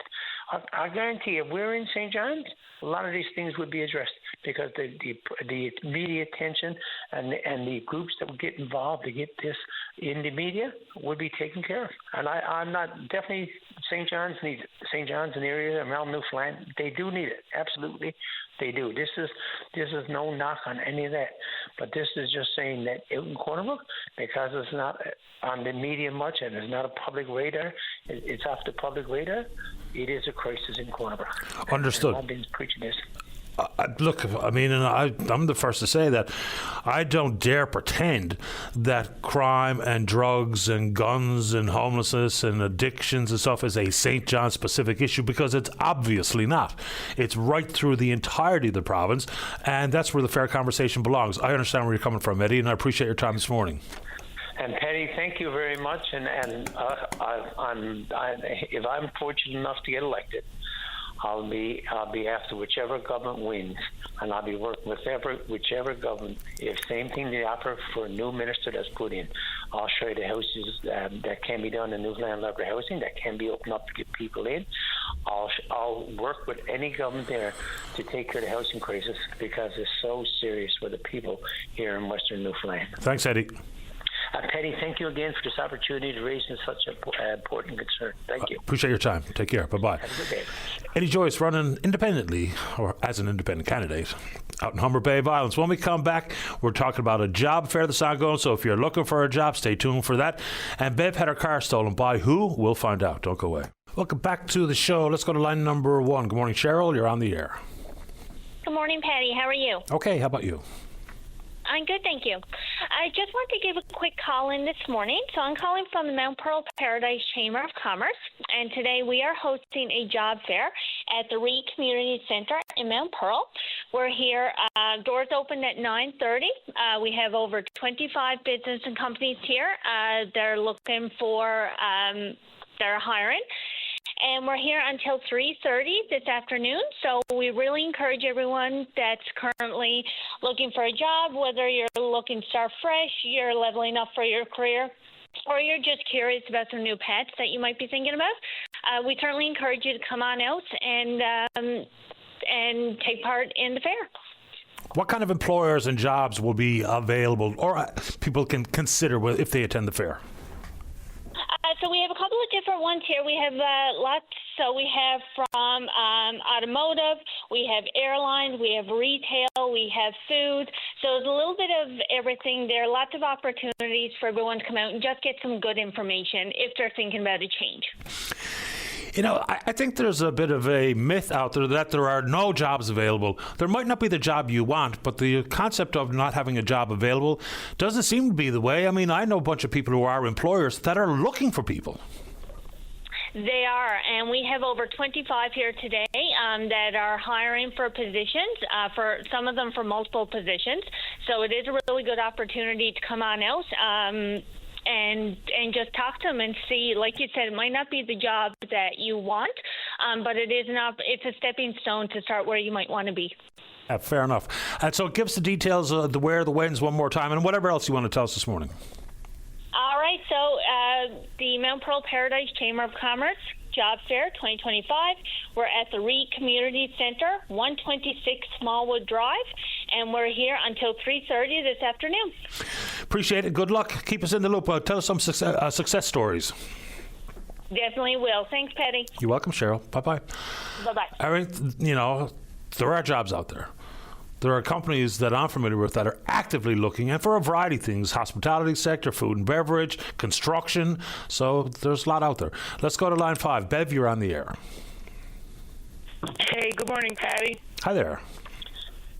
So I'm just doing like a little bit of an open call, and your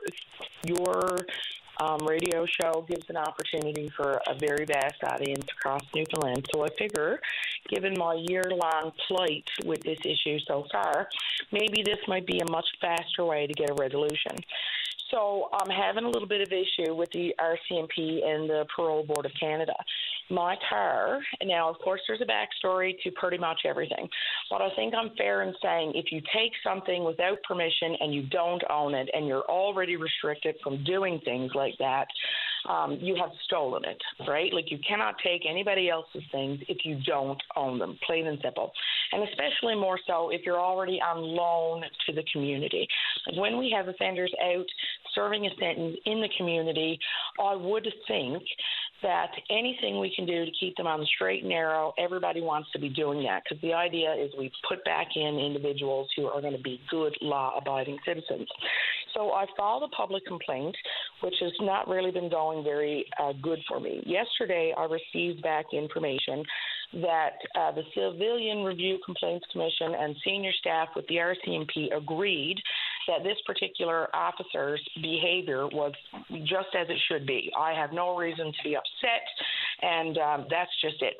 So it's my understanding that the RCMP does not make decisions in terms of parole violations in Canada. The Independent Parole Board of Canada holds the exclusive authority to do that. So when a police officer comes in contact with a federal parolee, it's my understanding their job is done when they determine that that individual is in violation of their parole. The minimum terms for most parolees is keep the peace and be of good behavior. If you're driving a vehicle that you don't own, that you don't have any registration insurance for, you don't hold a valid driver's license, you've had previous impaireds, there is in no circumstance, I believe, the responsibility of the RCMP to ticket that individual and let them go free into society. It is my understanding the RCMP's role, even in the Canadian Victim Bill of Rights context, includes increasing victim safety and their participation in the criminal justice system rather than making parole decisions. The RCMP, I understand, great people. Everybody's learning on the fly. It's a whole brand new staff. But why would RCMP think when they come in contact with a parolee that they can decide what to do? It's already been decided that this particular individual is under the direction of the Parole Board of Canada. So do so. Hold on to them. Let the Parole Board look at how this relates to this individual offender's previous history. So that's my plight. I've filed the civilian complaint review. I've gone to the police, and as you can probably tell from me a little bit, Patty, I'm a bit agitated because I'm a regular, everyday person. This costs money. I should have no need to be arguing with police and senior staff about what they're supposed to do. And I mean, in particular, Patty, my vehicle was prompted to service because a regular, everyday person seen it cross 2 lanes of traffic and strike a guardrail and run it for some good 45 seconds. This was not some minimum thing, like took it around the block. This wasn't it. It could have been very huge. So I understand it's a learning process for everybody. But, the RCMP have to know better. The buck stops, right? Like when they've been sentenced, when they're trying to get reintegrated back into the community, if they're not doing what they're supposed to be doing, it's not up to the RCMP to decide what happens next. So here's my plight. If anybody out there has any more resources, if anybody wants to guide me what to do next, if there's a lawyer that wants to take this on, because I'm looking at a couple, but it's not going to be expensive because they'll pretty much do it for free. But who's the best? Who does this? And how can we make sure that our CMP are not stretched any further with dealing with these types of matters? Just a couple of questions, Bev. You're getting a lawyer to do what exactly? Well, the thing for me is I really feel like this officer didn't make the best choices when he looked at my rights in terms of what I could do with the stolen vehicle and what could be done for myself so that this particular parolee didn't do these types of things again. So the RCMP didn't think there was any need. They received a ticket. They stole a vehicle, crashed it, and was on federal parole with a suspended, never even had a suspended license, was never issued a driver's license. Okay, so Bev, the person was not arrested for stealing the car? No, my gosh. Well, I had to argue. I had to argue with the officer. And he said, of course he said, you're argumentative. This is not good. Of course it's not good. I'm an everyday regular citizen.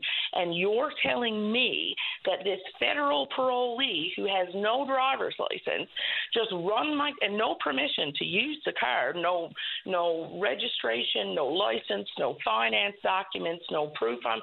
And furthermore, Patty, the side of the road is not where an officer would determine, like, if you pull someone over, they got no registration, no insurance, no nothing, you don't know if they stole the car, if they're allowed to have the car. But if you know they're a federal parolee with no driver's license and a previous record of impaired driving, multiple offenses, the right thing to do to protect the interests of public safety is to hold on to that parolee. Okay, just very quickly, Bev, and I'm not doubting your story, but how do you know all these things about this person's criminal background and those types of affairs? Because the individual was known to me. They had committed several crimes against me in previous. And so they were already on restriction in terms of their behavior with me, in terms of their behavior in the public. And so I said to the officer, I find this a snide. You know how I have suffered as a result, and you're not even helping mitigate the circumstance, the situation, the risk posed to myself and the general public. And so, of course, obviously the conversation was very heated. And I get it. It's very hard for anyone to take any criticism, especially like that.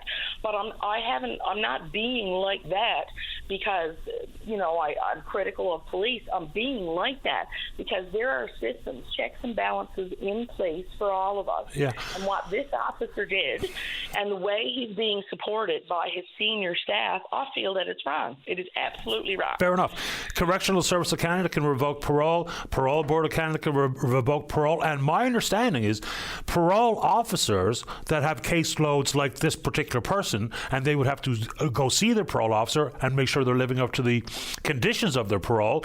That individual parole officer can also revoke parole and send you back to prison. I don't think it has to go to any sort of tribunal in Ottawa through the Parole Board of Canada. That is exactly right. And what I'm understanding is if caught without a driver's license, just one second, my dog. If caught, it says if caught while driving without a license while on parole, you may face serious consequences, including the immediate risk of arrest, potential vehicle impoundment, a court hearing to review your probation violation, and possible revocation of your parole. At arrest, police will likely arrest you as driving on parole without a license is a serious violation of both traffic laws and your parole terms. Vehicle impoundment. Now, if you're driving a vehicle you can own or that you own, I understand it being impounded. If you're driving a vehicle that you're not registered, entitled, or insured to, I would think that would probably go back to the owner. And then there should be, of course, a court hearing and ultimately a probation or parole revocation. You can't have, previous offenses even for impaired driving and no driving license and then go do it on parole. I understand. Keep on going around, right? Yeah, I mean, conditions of parole should have to be abided by 100%, and if you don't abide by 100%, back to prison you go. That's why should be a lot of safeguards there. Bev, I'm late for the news, but I'm sorry this happened to you. Just let me know how this works out if you do indeed speak with a lawyer or whatever happens.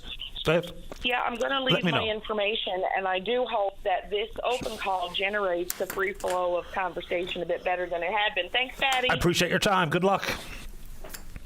There you go. Let's get a break for the news. Don't go away. You're listening to a rebroadcast of VOCM Open Line. Have your say by calling 709-273-5211 or 1-888-590-8626 and listen live weekday mornings at 9 a.m. Welcome back to the show. Let's go. Line number 6. Joy, you're on the air. Oh, good morning, Patty. Thank you for taking my call. No problem. I have actually two problems. First of all, this Canadian dental care plan. Now, I didn't know a great lot about it because I have my insurance. I never bother with it. But I have a friend that I was trying to book an appointment with this morning with my dentist. And my dentist's office, they made it quite clear to me that not many dentist offices are actually accepting this dental care plan because of the problems with it. And the thing is anybody less than 70,000 earnings, they're supposed to have 100% coverage. They don't. They have to pay 20% because they started off with the Canadian Dental Association raised their fees every year. They're using the 2022 fees. You're right. Just a couple of things on that front. So all eligible Canadians are now able to avail of the Canada Dental Plan. So that's net family income of $90,000 or less. If it's net family income of $70,000 or less, we were told initially there will be no copay, which has proven not to be true. So even from the Dentist Association, the best thing you can do is, one, register for the plan, and then two, before you go, call the actual dentist's clinic and ask about the copay situation. Describe your circumstance. And see what you're getting yourself into, because people have been caught off guard with a bill upon leaving the dentist chair. Yeah. Well, my friend is on social assistance as well, and so I don't know, it's $300, $320 or something a year that they get there. Now they will not cover a cleaning. They will cover a checkup. So the checkup is $113. So there's $187 left over of $300. There's nothing else to spend it on because everything else is more than that. And that cannot be reverted to the CDCP. So here you are, and I don't even understand our social services, because that $187, you would be able to get a cleaning out of that. Yeah, but that's not... You're lost everywhere. But that doesn't include what the federal dental care plan covers. No, that's our provincial. So, what I'm saying is, they think that, the social services are helping out, but all you're getting from social services, really, in health, is a checkup, because everything else is too expensive within their coverage levels. And, when you're only getting about $150 total a month after your rent is paid, where are you getting money to cover for your dental bills? But you don't need it. You don't need it if you apply for the Canadian plan, though, because that'll cover X-rays and cleaning and fluoride and sealants and. But you got to pay 20%, Patty. Right. This is what they just told me. That I just got off the phone and she said that where it's the 2022 listings that they're using, it's over 20% that the client is being billed back. So you get something done for $300, where you're getting the $75 or whatever the heck it is to pay them. But can you not use your income support money? No. Why not? Because they don't do that way. I asked that. I said, can you take that? That's exactly what I said. No. So Yeah, and this all got rolled out because of the absolute pressure associated with the supply and confidence agreement that the Liberals then had with the NDP. So it was just deeply flawed. Even there was tons of hygienists and dentists right across the country that at the 11th hour saying, we don't know what's going on here. And you would think, first and foremost, the actual dentists and hygienists would be fully up to date on exactly what was going on with the dental plan, how it was going to work, how co-pays worked, what would be covered. We even went from dentists saying that unless you register with the federal government, you could not charge the government for dental services. Then the government changed their tune and said, okay, you don't have to register, you can still use these services of the Canadian Dental Plan. Then we knew that if you had if you had any insurance that covered the possibility for you to check the box to get dental insurance, that you were no longer eligible. Then they changed their mind on that. So no wonder it's been confusing, because the government made it confusing. But I don't even understand why it only rolled out, a year ago? Is it that long? Yeah, a little bit over. So why did they use the 2022 money amounts? Why didn't they come up to current? It's a fair question. When I've asked the federal government that specific question, they told me that every year, so for 2025, they'd be using 2024 numbers. They'd be always a year behind, which I didn't understand in the first place, but that's what I was told. So if that's not the case, then of course it'll become very invaluable to so many people because the money that they charge has gone up year over year. Of course it has. And that's what my dentist office just told me. Yep. They said it's 2022 fees that are covered.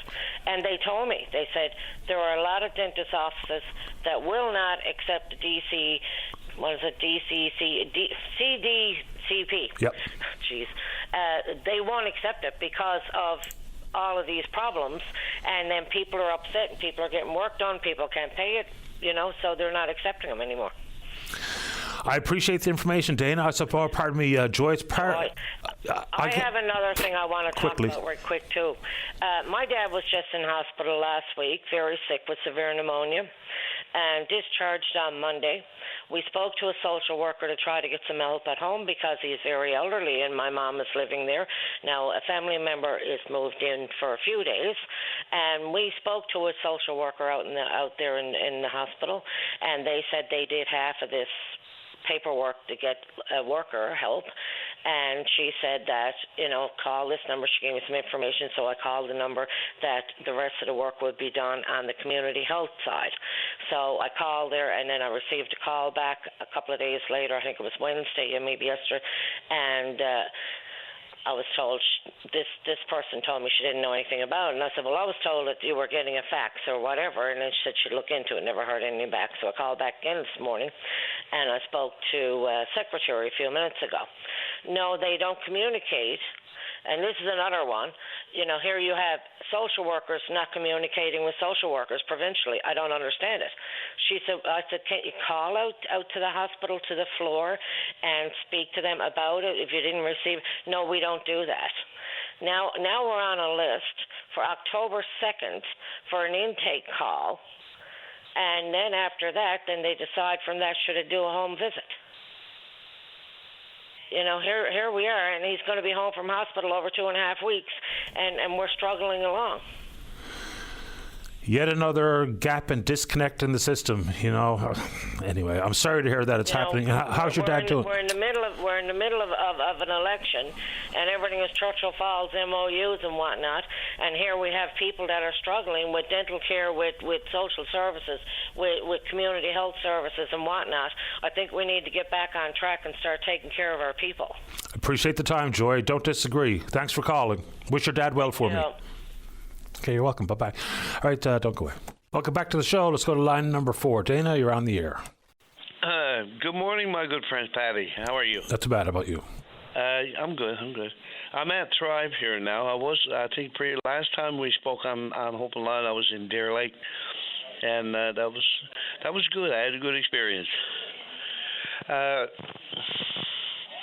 was wondering. I'm here at Thrive, and we were brainstorming an idea about refrigeration, and we're wondering if we could get a take on it here, see if it's accurate what we're thinking about. If you had cold storage, like a container, like a box, an insulated box, just an insulated box, and you had a 18-liter milk carton, for milk cartons of milk. Yeah. And if you had a plastic bag in the carton, and you had 3 1-liter frozen 1-liter bottles of water, and you had them ballast down on the bottom of the milk carton. Okay. And you put, ice cold water in it. It would be 18 liters of ice cold water. So if it was in an ice box or a cold, the ice and the water that's freezing would keep the box cold. Yeah. And would that keep the water ice cold? Like, how long would it stay cold if it was in an insulated box? I have no idea. I don't know. So that's what we were wondering about here. We were brainstorming it, right? Okay.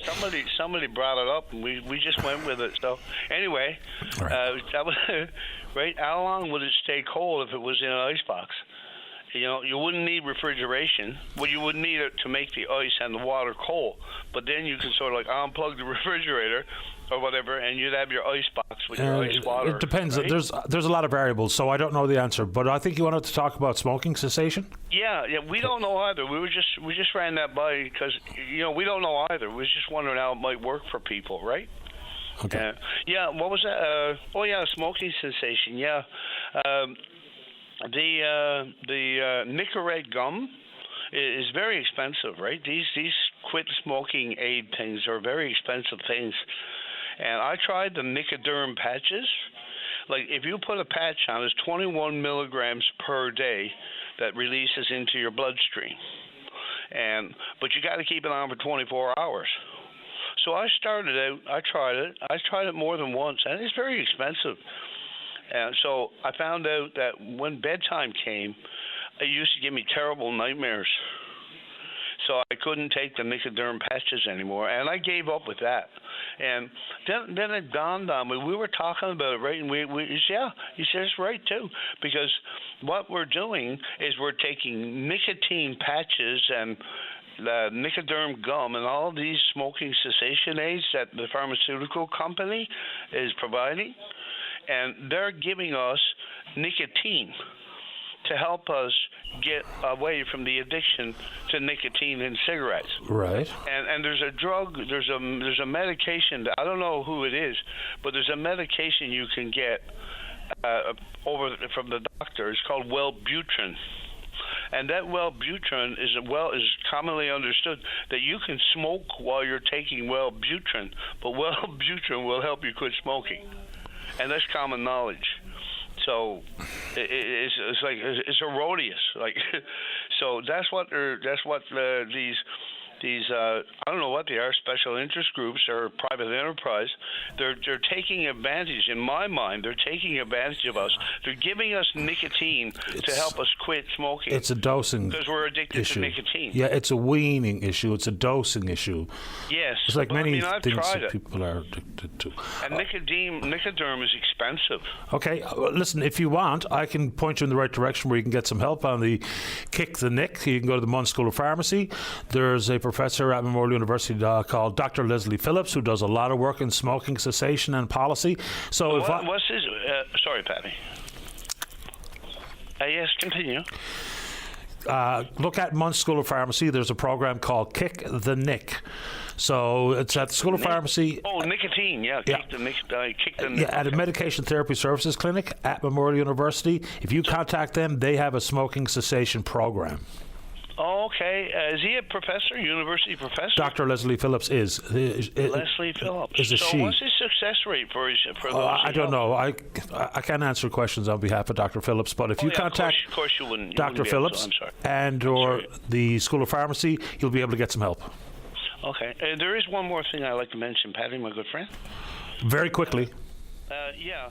I was out on the street there because I'm a street person, right? I'm at Thrive with my friends, and so he gave me a sandwich that he got. It was a pre-wrapped pre-packaged sandwich. Okay, a sandwich, yep. And he told me where he got it, but I won't say anything about that. But the ones who made the sandwiches, these pre-packed sandwiches, yeah, they're providing them. But they're not indicating who they are that manufactured them. So these products are being mass-produced here in the city by a certain group, and they're not even putting their names on. Where do you get the sandwich? That they're producing. Where do you get the sandwich? Starbucks. Okay, so Starbucks made the sandwich. Yeah, but they're not. They don't indicate that they're donated to a certain. And he gave me one of the sandwiches he had, and there was no. This is our product. It's donated to places, homeless shelters and places like that, but there's no indication to who produced the sandwiches. Isn't that like a Food and Drug Administration? Isn't that like a federal violation, federal law violation? No is the short answer. If you have questions about the origin of the sandwich, I guess you should ask Starbucks where the sandwich came from. Yeah, but Yeah, but their names are not on the product. So if you have a concern with a sandwich that came from Starbucks, you should ask Starbucks about the sandwich. Well, yeah, I do know they came from Starbucks. So that's what I would do. Dana, I got to get to the news, but I appreciate the time. Give Starbucks a call. Call Munn School of Pharmacy about smoking cessation. Dr. Leslie Phillips, who's been on this program many times about smoking cessation, different tools and success rates and all the rest. So hopefully that'll help. Let's check in on the Twitter box before we get to the news break. We're VOCM Open Line. You can follow us there. Email address, openline@vocm.com. My favorite is when you join us live on the air. Just like Roy's in the queue to talk about the MOU. David wants to talk about cost of living. You know, people will make the MOU the number one issue for this election, but for many, I think, it's fair to say it's cost of living. We just got the inflation numbers. Groceries remains particularly stubborn, 3.5% food inflation. We're also going to speak to a candidate running out in Placentia St. Mary's. Jim wants to talk about the dental plan and whatever you want to talk about. Don't go away.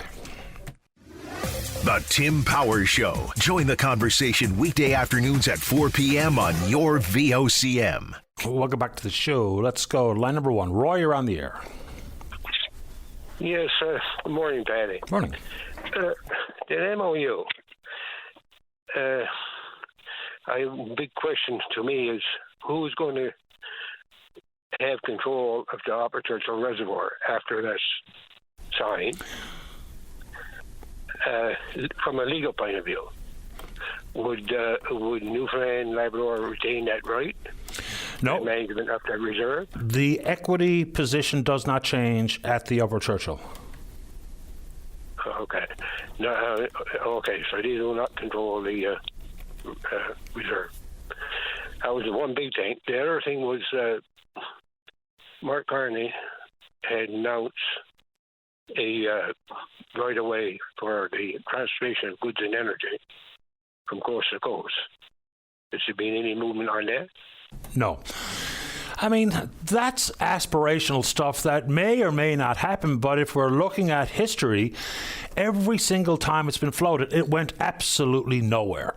So, I mean, you can go back to 1962, Prime Minister John Diefenbaker talking about it, and then it got squashed, and then it came back, and it had been kicked around many, many times.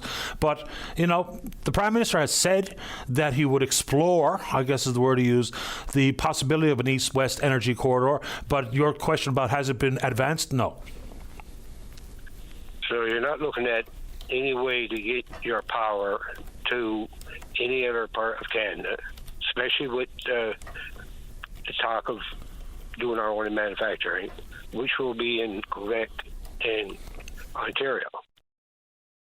Now, back in mid-90s, 1985, could be a little bit later, all of this was already announced about Gull Island, at which point Ontario mothballed its nuclears and the coal-fired gens, depending on Gull Island power. So we're right back to square one. So basically, we'll be shipping all of our power out to feed Quebec and Ontario and to the New England states, if depending on what happens there. Right. I mean, nothing has changed since, like you say, Diefenbaker's way. Well, you're right, because those two issues are inherently linked. Unless there's some way to get the power. Now, there is a way. I mean, if we really wanted to, and we were being, I guess, pretty dense, if we went it alone, let's say, for instance, at Gull, which is one of the last best hydro projects in the country. I mean, some people say one of the last best hydro projects in the world. So 2,225 megawatts. Just imagine the cost to get that out of there without going through Quebec. And this is not a justification for the MOU. This is just basic math and, well, geography. To build transmission from Gull across the Labrador Island Link, which would have to be built to handle that capacity, down through the Long Range Mountains, across another maritime link, of which the first one was built for 500 megawatts, and it cost, back in those days, dollars, $1.5 billion. I mean, we're looking at a $20-odd billion project without even any markets, purely permanently actually power purchase agreements in place. So at this moment in time, unless there's the East-West Energy Corridor that you rightfully ask about, unless that happens, Quebec is the customer. We can like it or not. People can hate it, for all that's worth. But the geography is pretty clear. We either go all the way down across the strait and down the long-range mountains and across the maritime link, which we'd have to build another one that carries 2,000 megawatts. Quebec is the customer. The question is whether or not they're paying enough for the power under this MOU, because they will be the customer. Yeah, either way you cut it, depends on how much we can get out of it. Exactly. The big thing is they don't get control of the Churchill Reservoir. Yeah, equity stake at the upper does not change. Good. Yeah. What changes there is price. Yeah. No, that was my main question, because I knew I seen it happen in Ontario. I seen what happened there. I seen them mothball the power plants. I seen them lay off the crews, and I know the impact that our politics can have.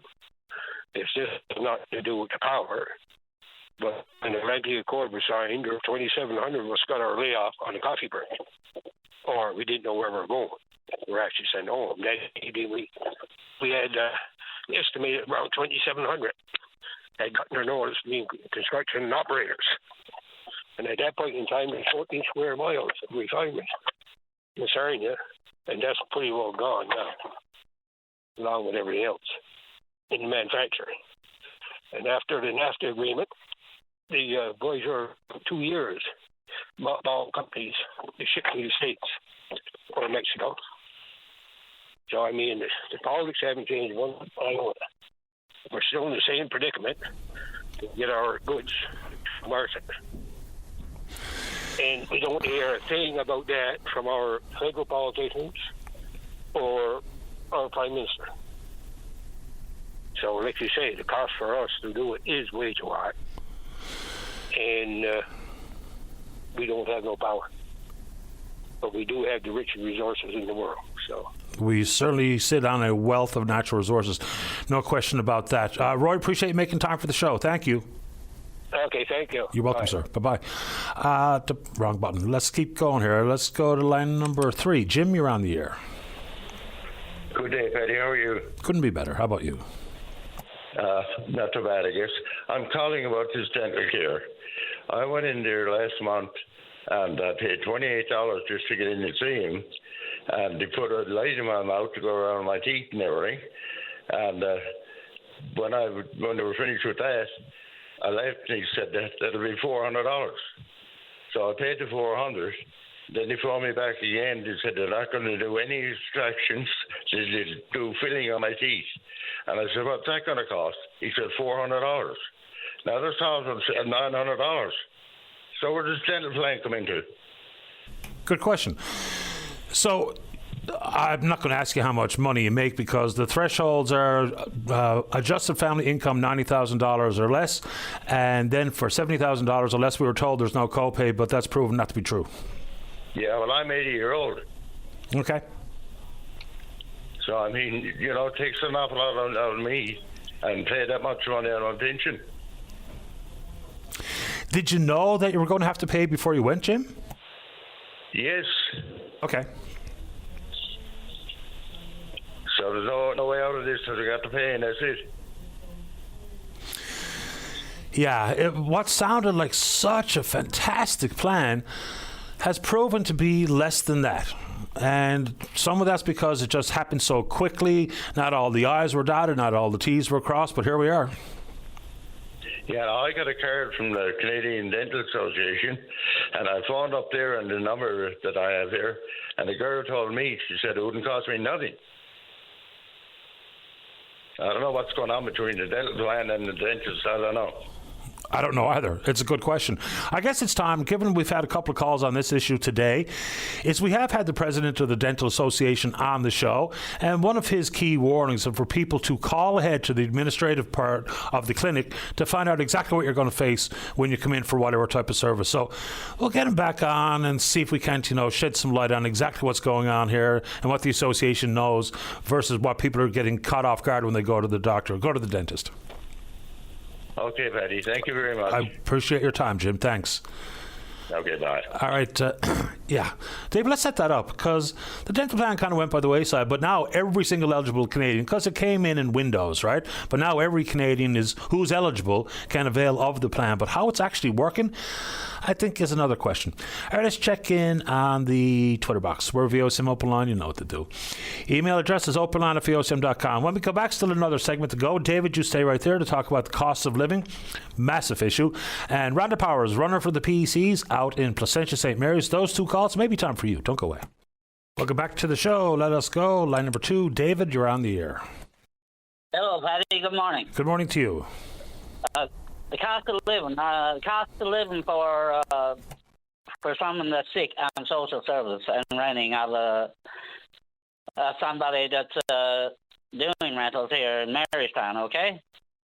So they're getting a fixed amount of money, $1,000 a month, probably around there. So they're paying about $650, $700 a month. Now that the guy that's renting apartments comes to you and says, "I need another $100 a month," okay? In the meantime, the last 10 years, the persons that are on social service that are sick might have got a $30 raise. Where did they get that money to make up the difference? Sorry, where? Social services. So they phoned social services and they said, "You got your night. We're not giving you anything else." Okay? So all of a sudden, your rent is going from $650 to $750. You got $200 a month to live off it, $250 or whatever. Then you got to pay your light bill. So what do you eat? I mean, I think I don't have an answer to that, but I mean, a reevaluation of who is on social services, how much social services covers, how much social services pays, is long overdue. I mean, I don't dispute that, but it does start with who's on social services. But you're right. I mean, the cost of living has exploded for most, depending on who you are, where you are, and things like social assistance payments and a variety of things. I know there's indexing on pensions and what have you to the consumer price index, but what used to be able to cover with, I'll just use a round number, $1,000 5 years ago, doesn't cover the same this day and age. Now, especially when the guy that's renting their apartment is coming knocking on your door saying, "I need another $100 a month." Yep. And everybody around you is getting good money to cover that $100, and you're there sick, and you can't come up with $10, let alone $100. So where are you going to get it to? Right? It don't make sense. I mean, the government has neglected these people because not everybody on social services is lazy. I'm not on social services. I'm not talking about myself right now, but I do know people like that, right? Now, I got a couple of friends there. They come from India, and his wife was a nurse in India. So she came here. She don't qualify for a nurse. She got to go online for 3 months to take courses in order to qualify to be a nurse in India. So I asked him yesterday, how are you surviving while you're here? He said, well, the government was giving us between $9,000 and $10,000 a month for a family of 4. Now, that's an awful difference. That's what he told me. That's not law. He don't lie. Oh, okay. He do not lie. I don't know. He got no reason to lie. And I said, why did you come here from India if you had to go through all these courses? He said, the money is ridiculous what they're paying, he said. So I never asked him, but he said right now, he's not working. She's not working. She's online doing courses, and they're getting between $9,000 and $10,000 a month. So no good for anybody to say that the people coming here are not getting help, because they are. No one said they're not getting help, and there's a deadline or an expiration date for any help. But I'd like to know what constitutes $9,000 or $10,000, where that comes from, because I'm pretty familiar with the pots of money, both provincially and federally. I know that their rent alone is costing almost $1,500 a month. I guess he's including that, but they're paying for rent, probably taxis, the cost of living, food, groceries, whatever. He said it's between $9,000 and $10,000 a month. I got no reason to lie. I'd like for that person to get in touch with me so I can ask a few more questions about where all this $10,000 comes from. Happy to have that conversation. Anything else while we have you this morning, David?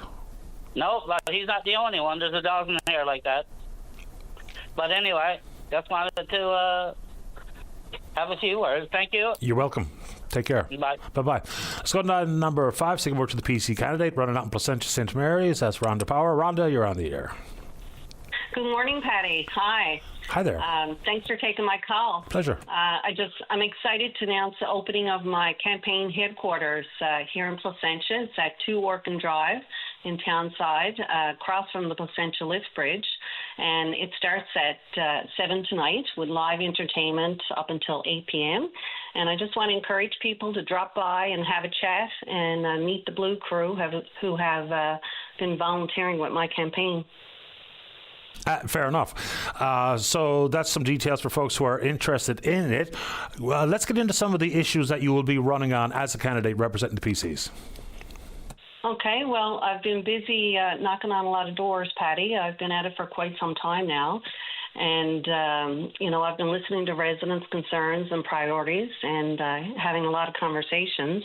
And healthcare, affordability, crime, the roads, housing, cell service, and, of course, MOU has been popping up in more recently.